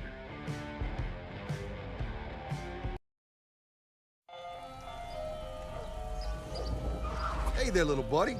What's the matter? What's the matter? My windows, siding, and my door. That's what's the matter. Relief Windows can fix all of that. I got you. Pop, pop. What's up?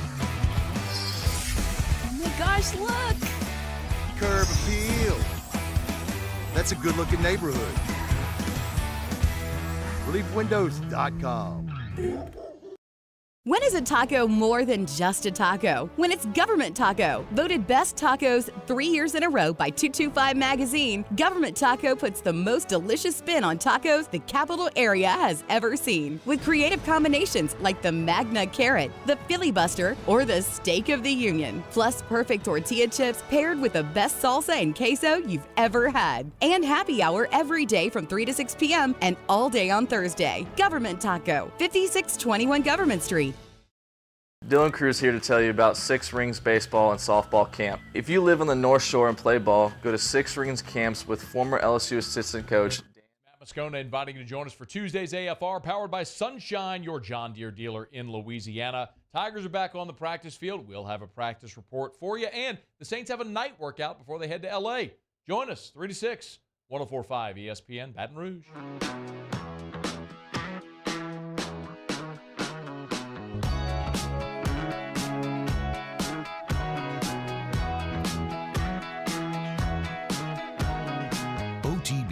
OT with Hester and T-Bob on 104.5 ESPN Baton Rouge and 94.7 ESPN Alexandria.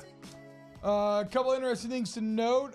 Taylor Mario, one of y'all put this in the document, but Adam Schefter pointed out that Bryce Young has won the starting job in Carolina. C.J. Stroud appears that he will win the starting job with Houston. And Anthony Richardson has officially been named the starter in Indy. And the Saints will play all of them before Week 8, which should be a good thing, except if you're a Saints fan, you probably have a bit of PTSD from rookie quarterbacks, as it's gone awry from time to time. But the defense should be elite this year. Like, they should be able to handle these guys. I was hoping for some Minshew mania. Gardner Minshew being the backup there for the Colts. He's chilling now, dude. You know, he's entered that Chase. You just mentioned Chase Daniel. Gardner's entered that Chase Daniels phase of life. He has. And he's going to play for 15 years. I'm going to say, it's a great place to be. Don't be upset about it. Financially, Just do it, dude. Yes, it is. I mean, you love Clipboard Jesus. I do. That's what I'm saying. It's like one of your favorite teammates ever. Yeah. It's Charlie Whitehurst. By the way, guys. I got a little bit of fat boy Jesus going on right now. His hair. Fat boy Jesus. I did not fast for 40 days. Russell Okung really did, which we talked about that, right? Yeah, we did. That's insane. Anyway. We did. We talked about that. Fat boy Jesus is going to. Well, okay, I've also got some great news because our own Mario Jerez has figured out a way to solve both Zion Williamson's and Mike Thomas's injury issues. Mario, what's the plan here? Yeah, I was telling you during the break that before the season, planning on going to the Superdome, like the little concourse area outside where the Steve Gleason statue is. Yep. And I want to go there, Superdome, site where some of my happiest memories in life have occurred, and give thanks to God for everything, the opportunity for another season, opportunity to broadcast again. Praise be. All that being said, I want to specifically ask him for good health for Michael Thomas and Zion Williamson, just those two guys. But specifically at the base of the Steve Gleason statue. Yes, in front of Steve Gleason. Yeah, like in order to be almost like a conduit to get to God, use the power of the incredible memories from that punt block and the incredible positive vibes created from that punt block to then infuse Zion and Mike Thomas with those same energies. Okay, now I get it. Because Yeah. at first I was like, well, why can't you just do that like before you go to bed at night? But I get it. It has to be in front of the statue. Yeah. It's no different than like how like water conducts electricity, right? Yes. There's a reason why holy sites exist. Yeah, Because okay, they bring it you now. closer to God. Yeah. It's like how Catholics used to tell you, and I don't know if this is still technically Catholic canon, but I know like back in medieval times, like you couldn't talk to God unless it was through a priest. Again, I'm not caught up in my Catholicism to know if that is still the accepted dogma, but yeah, I guess in this case, Steve Gleason's statue would be the priest, Mario the petitioner, and hopefully God answers those prayers. I don't hate that idea because, it can't get any worse. It's not like it could backfire on you. Well, it could though. It could. And I'm sure other stuff will go wrong during the season. That's just life. That's sports. But just let those two guys be healthy, please. Let's see what we can do with a healthy Mike and a healthy Zion. That's all I want. MT and Big Z. Praise be. Like last year was so much fun when Zion was playing. Said It by was Dick Jesus. so much fun in Atlanta when Mike was healthy. It was a fever dream of a month. That Zion month was. Here comes the Falcons' fourth quarter in 3. No, 2. he already mentioned it. Oh, he did. He just. So yeah, no, don't worry. That we already checked that box. It was a fun fourth quarter. Okay. Yeah, but that fourth quarter. Fourth quarter. I'll never forget it. Me and JMO Dimes will always have that fourth quarter together. Like you can't take that away. Yeah, some of the most fun I've ever had broadcasting football. Yeah. But me and Taylor have talked. Is it because it was the Falcons? Yes. In their more stadium, than anything. In Atlanta, yes. In their stadium, in the booth next to their Spanish broadcasters. Yes, that adds. Because I knew there's something, and it's not just you, Mario. So I don't want you to think. It's everybody. Like that fourth quarter though.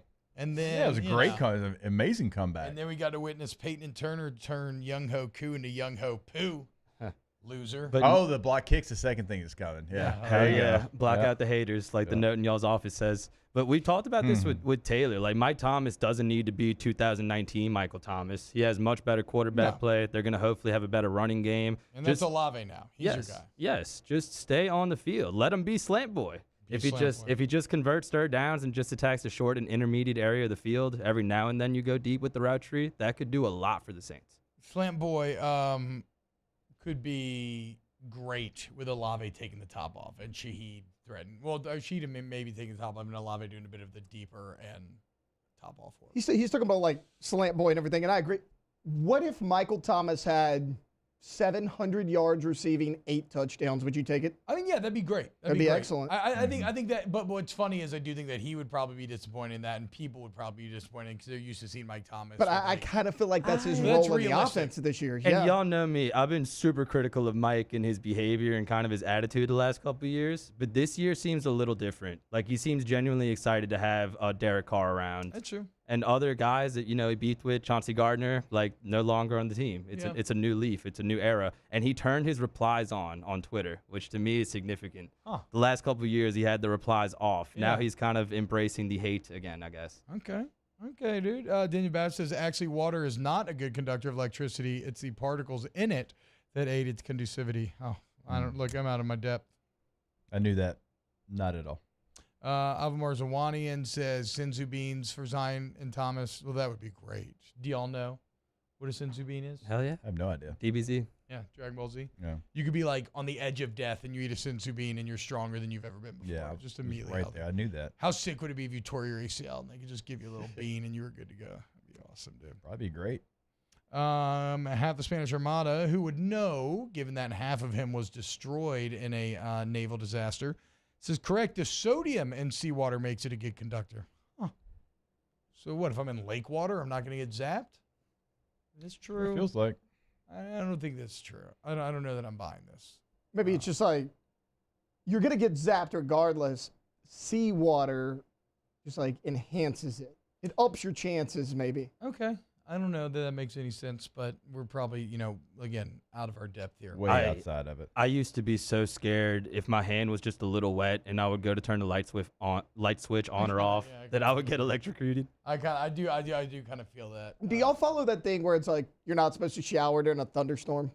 Because I've heard so many people say that, and like I have talked them down and berated them because of that. Sounds like some old country logic, right there. Yeah, like I've heard it, and I'm like, there's no way that's true. I mean, I don't follow it. Don't get in that shower bowl. Don't get in that shower bowl. Thank you. Out there. You know how pissed I would be if I got lightning. shocked during a thunderstorm in a shower. I'd be furious. Yeah, it's actually one of the best things to do when it's thundering outside. I mean, I Getting all agree, comfy. but like, I know a lot of people that are like, no, you're not supposed to do that. What? Pure H2O does not conduct minerals in water? This is blowing my mind. Okay, y'all lost me a long time ago. Y'all started talking about science and different things. I don't even know. Yeah. We don't support science on this show. Oh, we okay? do, but we support praying to Steve Gleason. Okay, that's all I know. y'all did say that as well. Not too. No, again, not to Steve Gleason. He's a conductor. Yes. The particles in the statue make him a perfect conductor to God. There you go. The vibes that the statue is built upon and represents a happier time. Yeah, let's a healing time. Let's recreate him. A championship time. Pure H2O made from reverse osmosis will not freeze nor conduct electricity until I love minerals T-Bob's are added? mind just like, what? Mind-blowing. I mean, truly mind-blowing. I saw Oppenheimer. I thought I knew everything about science now, but I guess you learn something new every day. When we get back, more OTB. OTB, OT. Go to ITI Technical College, itcollege.edu. 5 decades, y'all. 50 years celebrating their 50th anniversary. They're a local family-owned trade school that can help prepare you for the careers that you desire. Best return on investment in the state. We talk about that all the time. We want to highlight the 5 decades, Jake, because over 50 years, first off, you only last if your students, love their experience, right? And the proof's in the pudding there. But over those 50 years, they've been refining their techniques. They've been learning exactly what is the best way to set our students up for success. And that's by helping them to plan their classes around whatever their work schedule is at the time, right? Day, night, it doesn't matter. That's by helping them find what pathways interest them, maybe what career choices they would like to get into. It's helping with mock interviews. It's helping set up internships. It's helping set up jobs after the fact. It's all there for you. Change your life with better. ITI Technical College, itcollege.edu. We encourage you, though, go see them off Airline Highway. It is a campus that is set up for success, and that is your success that it is set up for. iticollege.edu. Our listeners fire off their opinions on the jimsfirearms.net hotline at 499-1045. Keep listening for your next chance to shoot us your thoughts with the jimsfirearms.net hotline on 1045 ESPN Baton Rouge. Follow us on Twitter at 1045ESPN to cast your vote in the Citizens Bank and Trust Poll of the Day. Vote daily inside Off the Bench, live at lunch on Palmer. And after further review, Citizens Bank and Trust brings you the Poll of the Day via Twitter at 1045ESPN. Hello, Samantha, dear, I hope you're feeling fine. And it won't be long until I'm with you all the time. But until then, I spend my money up right down on my last dime. Come home in Baton Rouge.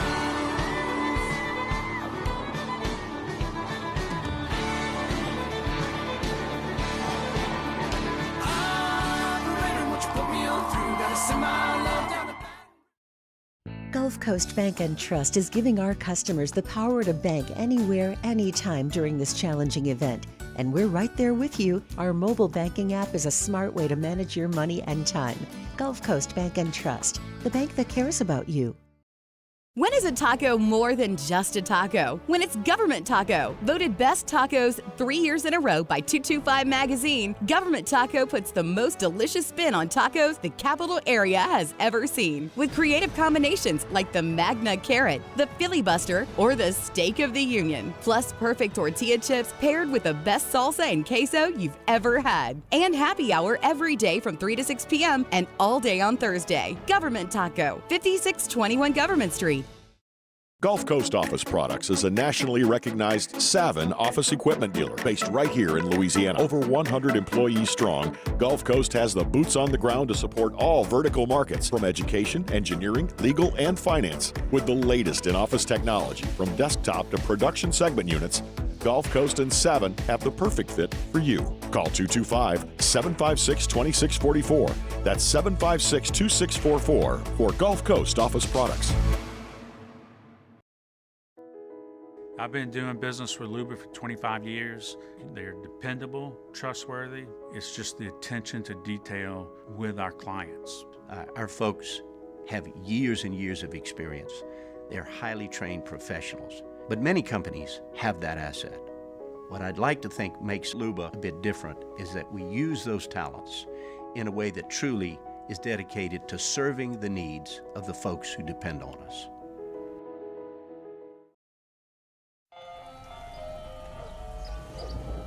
Hey there, little buddy. What's the matter? What's the matter? My windows, siding, and my door. That's what's the matter. Relief Windows can fix all of that. I got you. Pop, pop. What's up?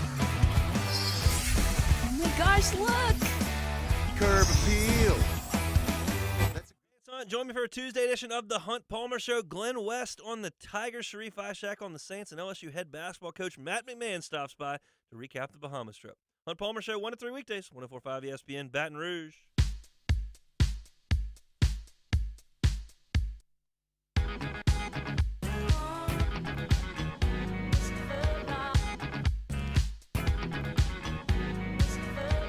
Back to school season is here, and 104.5 ESPN and Citizens Bank and Trust want to help.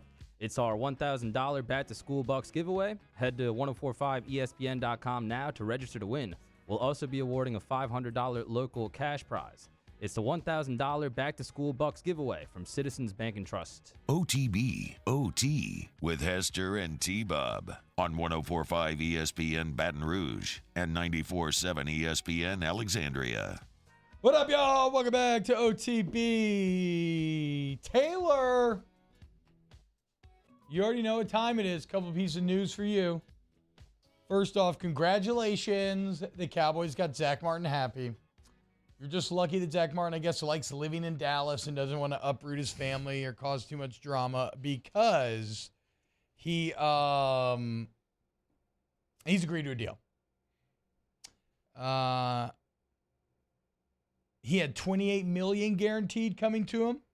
I don't know what the overall number was, but $28 million guaranteed coming to him the next 2 years. He now has a full $36 million guaranteed fully. He also went from being the 8th highest paid guard, which is absurd when you look at how good he has been, to now the 3rd highest paid guard. Quentin Nelson, number 1, which that makes sense too. I get that. And then Lindstrom too, who I don't know much about Lindstrom from Atlanta, but, you know, obviously must be really good. So congrats, man. You happy, Taylor? Yeah, I'm happy. Good? I mean, I thought he was going to play anyways, but yeah, I'm happy. Here's an interesting fact. Zach Martin has earned first-team All-Pro 6 times in his career, which is absurd to think about. Yeah. It's the 3rd most in Cowboys franchise history. The others with 6 first-team All-Pro selections are all Hall of Famers.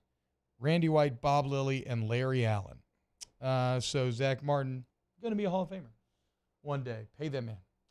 Who you did not pay Zeke Elliott. And Zeke Elliott now with the New England Patriots. Does that do anything for anybody? I mean, from a name standpoint, it's interesting. But, I mean, you guys are the fantasy boys back there. Do you have any expectation for Zeke now? I actually think it's going to be a good fit. He'll have a similar role to what he had last year in Dallas. I mean, Ramondre Stevenson's been a good running back, but he catches the ball out of the backfield a lot. He's not a true between-the-tackles runner, even though he can do it.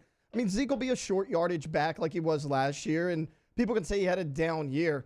Look, splitting touches, he had 876 yards and 10 touchdowns last year. Still good production. Yeah, I mean, he had 876 yards and 12 touchdowns last year in a shared backfield. Okay. So, I mean, you know, he's still got a lot going on, and everybody's saying, oh, he's falling off a cliff. He had 1,878 yards rushing and 22 touchdowns in the last 2 seasons. I mean, that's still really productive. What was numbers. yards per carry? Just curious. That's not rhetorical. His yards per carry. Last year was bad. It was 3.8. But Pollard's weren't great either. The year before it was 4.3, which his career average is 4.4. So it really wasn't that much lower. From reading this morning, he was apparently pretty good in short yardage last year, but his overall average did. Yeah, he just lost some of the explosiveness, but I think he could still be an effective back. I like Zeke. I still liked him last year. Yeah, great pickup for them. Fantasy, unpredictable. I'm honestly probably staying away from both of those guys, but it is a good pickup from the Patriots. You know who my QB1 is this year? Mac Jones, boys. Just wait. Massive turnaround coming from Mac Jones. Mac and cheese? Nah, I'm lying. I think Mac What Jones was his name? Like real name McConkle or something like that? Yeah. McConnell? What was it? McCorkle, right? McCorkle. It was something. What? This Yeah. dude's first name is McCorkle Jones? This feels like a so Virginia moment. Michael McCorkle. Okay. Shout out Mikey Mac. Michael McCorkle? What, the Eminem. Ole Miss? Michael McCorkle. I actually love how that sounds, though. I mean, it's very mellifluous. Michael McCorkle. Just rolls off the tongue. Bada-ba-bing, bada-ba-boom. Man. We're out of content for today's show. No, we're not. Oh, wait, I see the felt pen working over there. What's going on? ESPN released their top 100 players in college football. Oh. And LSU ended up. Where does the Lance Hurd? Where did 53 come in? LSU ended up with 4 players on the list, unless I missed one. Okay. Coming in at number 79, Mason Smith. Coming in at number 37, Malik Neighbors. Okay. Coming in at number 15, Jaden Daniels. And coming in at number 4, Harold Park. Number 4. Damn. And I'm not arguing it. Damn. Well, I mean, look, anytime a defensive player wins you multiple games, like literally wins you multiple games, you're going to get juiced up. And that's what he did last year. Last year, 8.5 sacks, 3 forced fumbles, interception. Last year, in this ranking, he was 54th. Huge potential. He was already 54th last year going into the year. I didn't know that. That's shocking, too. Good on whoever scouted that. Yeah, no kidding. My gosh. Mason Smith potential to be a huge riser. If Harold Perkins rose this year, Mason Smith potential to rise. Let's see where Jaden was last year. 97. I was about to say, I doubt he was in the top 100. So he did crack it last year. 97. Let's see where Malik was last year. No not way he was in it. Rated. Yeah, I didn't think so. And let's see where Mason was a year ago. Not rated. Oh, really? Yeah, that's a little surprising. If you're in Harold Perkins in the top 100, I'm surprised Mason Smith didn't make it in there. Yeah, a little surprised Will Campbell doesn't find his way into this list. Not a ton of offensive linemen, but he's one of the ones that we expect a lot from. I mean, you just don't become a day one starter at a place like LSU in the SEC and just be average or be normal or be ordinary. He's extraordinary. And the reports that we've heard about him at camp, I confirmed them myself on Saturday. He was a wall, and nobody got past him. Yeah, everybody's been, all the D linemen, Mekhi Wingo, everybody I've talked to has been saying that he's the hardest to go against to a man. So, shout out Big Chill. Oh, swaggiest old lineman in the entire country, boy. All right, let's close out the show. A little Ask the Bench. Brought to you by Cole Kurzlight. Visit Hard Seltzer. Do want to remind you, go to Aggiton Baton Rouge, AggitonBR.com. AggitonBR.com for your AC, heat, and electrical needs. Ask about the Star Club membership while you're in there. You know, it's 108 degrees outside. What's the high today, Mario? I think 103 again, yeah. Yesterday at football practice, I felt like I had jumped into a swimming pool. It gets so crazy in the afternoon. It gets so crazy in the afternoon. I'm thinking about going for a run, and I'm worried I might pass out. Just hydrate. Yeah, just go inside and make sure the AC is working. Make sure you have some fuel in you. If you don't have some calories to burn, in myhigh.com, yeah, for sure. Look, and then if you want to keep your, take control of your comfort zone, handle the heat, you want to Aggiton Baton Rouge, AggitonBR.com. More OTB next. OTB, OT. Do you remind you go to All-Star Toyota Baton Rouge, All-Star Toyota of Baton Rouge, where you get real Toyota service real fast. Find your next Toyota to the website. Go see him. Maybe you're going on vacation into the summer here. Get it in, guys, when you can. Well, you probably maybe missed the boat because if you need to rent for any reason, check out Miss Lisa Sessions in the rental department at All-Star Toyota Baton Rouge. They have cheaper per-day rental prices than traditional rental companies a lot of times. And just buy a Toyota Sienna. You know, I'm not gonna lie, boys. In the carpool line the other day, I saw a murdered out Mini, a newer murdered out Toyota Sienna, and I was both jealous and I felt proud, like a proud papa, because I'm gonna take credit for that person buying that murdered out Mini. So whoever you are, good choice. Also Toyota. If you want to become the third person to have the murdered out Mini, go to allstartoyotabatonrouge.com. I actually saw another one, but just not the. In times of need, get a full list of phone numbers, websites, and other important emergency information on the Demco Stormwatch page at 1045ESPN.com. There it is, the extra mile, on the border of expected and extraordinary, for those willing to go further, like vans customized for work or play, with safety and tech to keep you connected.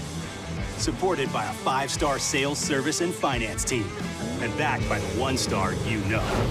So go the extra mile. It's never crowded because so few have what it takes to go there. Mercedes-Benz Vans. When is a taco more than just a taco? When it's Government Taco. Voted best tacos 3 years in a row by 225 Magazine, Government Taco puts the most delicious spin on tacos the capital area has ever seen. With creative combinations like the Magna Carrot, the Filibuster, or the Steak of the Union. Plus perfect tortilla chips paired with the best salsa and queso you've ever had. And happy hour every day from 3 to 6 p.m. and all day on Thursday. Government Taco, 5621 Government Street. The world's leaders in obesity research, obesity medicine, and obesity science are right here. We're doing something that no one's ever done or trying to answer a question that no one's ever asked before. Pennington is a real jewel when it comes to research. We are finding the solutions to the world's worst chronic disease, which is obesity. Louisiana needs Pennington Biomedical. Gulf Coast Office Products is a nationally recognized Savin office equipment dealer based right here in Louisiana. Over 100 employees strong, Gulf Coast has the boots on the ground to support all vertical markets, from education, engineering, legal, and finance. With the latest in office technology, from desktop to production segment units, Gulf Coast and Savin have the perfect fit for you. Call 225-756-2644. That's 756-2644 for Gulf Coast Office Products. I've been doing business with Luba for 25 years. They're dependable, trustworthy. It's just the attention to detail with our clients. Our folks have years and years of experience. They're highly trained professionals, but many companies have that asset. What I'd like to think makes Luba a bit different is that we use those talents in a way that truly is dedicated to serving the needs of the folks who depend on us.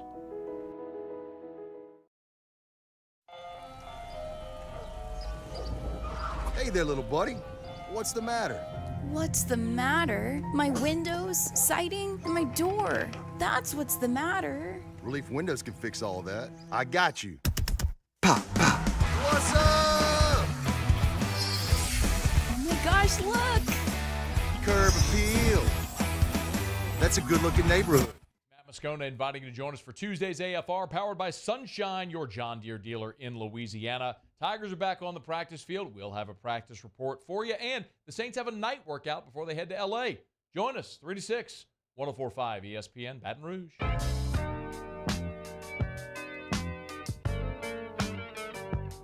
OTB OT with Hester and T-Bob on 104.5 ESPN Baton Rouge and 94.7 ESPN Alexandria. You can't do that. I'm not your stepsister, okay? Back off. What's up, y'all? Welcome back. OTB. Let's get into some Ask the Bench brought to you by Cold Curzite, Vizzy Hard Seltzer, Blue Moon Light Sky, Citrus Sweet.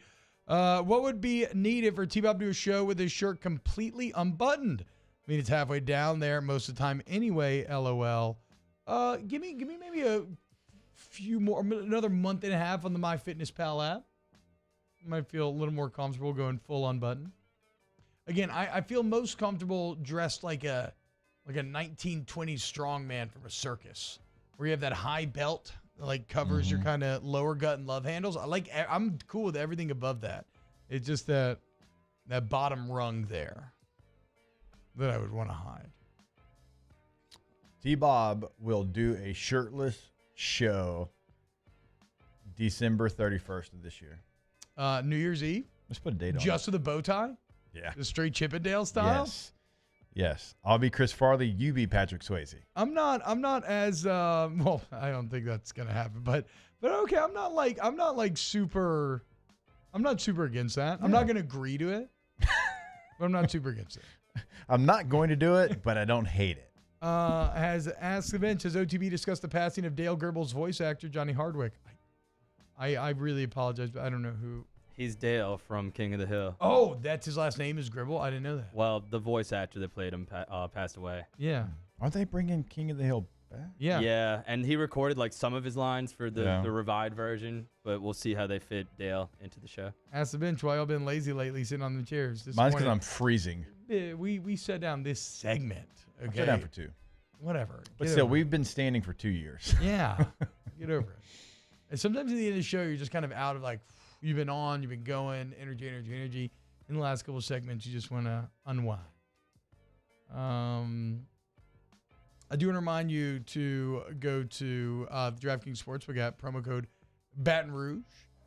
You want to go gamble on preseason football, a lot of real season football. Members of this across show. the pond. That's true. DeRosa.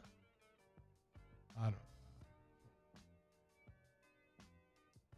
You should do so in the DraftKings Sportsbook app. Yeah.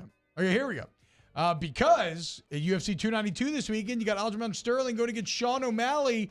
And if you bet $5 on the fight after using that promo code Baton Rouge, if you're signing up for the first time, you get $150 in bonus bets instantly. So do it. And then remember, you can always do things like the same fight parlay if you're a return customer to juice up your winnings. Mostly 20 or older, physically present in Louisiana. Select pairs only. Bonus bets expire 7 days after issuance. Eligibility, deposit restrictions apply. Terms at sportsbook.draftkings.com/MMA. Terms licensee partner Golden Lake Charles. Gambling problem? Call 1-800-GAMBLER. 1-800-426-2537. Fun sounds really. T-Bob's on permanent vacation now that he's been to the lake. Look, we got 2 more. Do you really? Lake weekends. I thought last week was kind of the No. We're pushing it. finale. No, we're pushing it as far as we can. I don't blame you.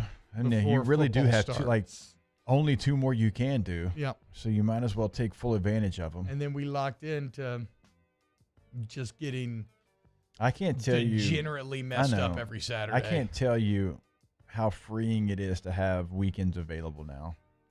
Yeah, compared to like having to travel with the team and like do sideline. Which yeah, was it's a great. lot. It was great. It was fun. It was a great time. But just having that to spend with my family now and not have to be somewhere if I don't have, because I don't want to. You got to be somewhere. But you have fun with yours, though. You enjoy whiskey and wine. I love whiskey and wine. That's I what I'm just saying. don't love what it does to my body. Well, by the end of last year, it's kind of you that does that. Yeah, well, except that everywhere I go, people are like, you need to get more drunk again. I'm like, guys, please, I'm so tired. My liver. I'm trying. OTB, OT. At Corval Toyota in Opelousas, you can lease a new Toyota Camry for $489 per month. That's right, you can get a brand new Toyota Camry for only $489 per month. So come on down to Happy Town. That's Corval Toyota in Opelousas, Happy Town, USA. When is a taco more than just a taco? When it's government taco, voted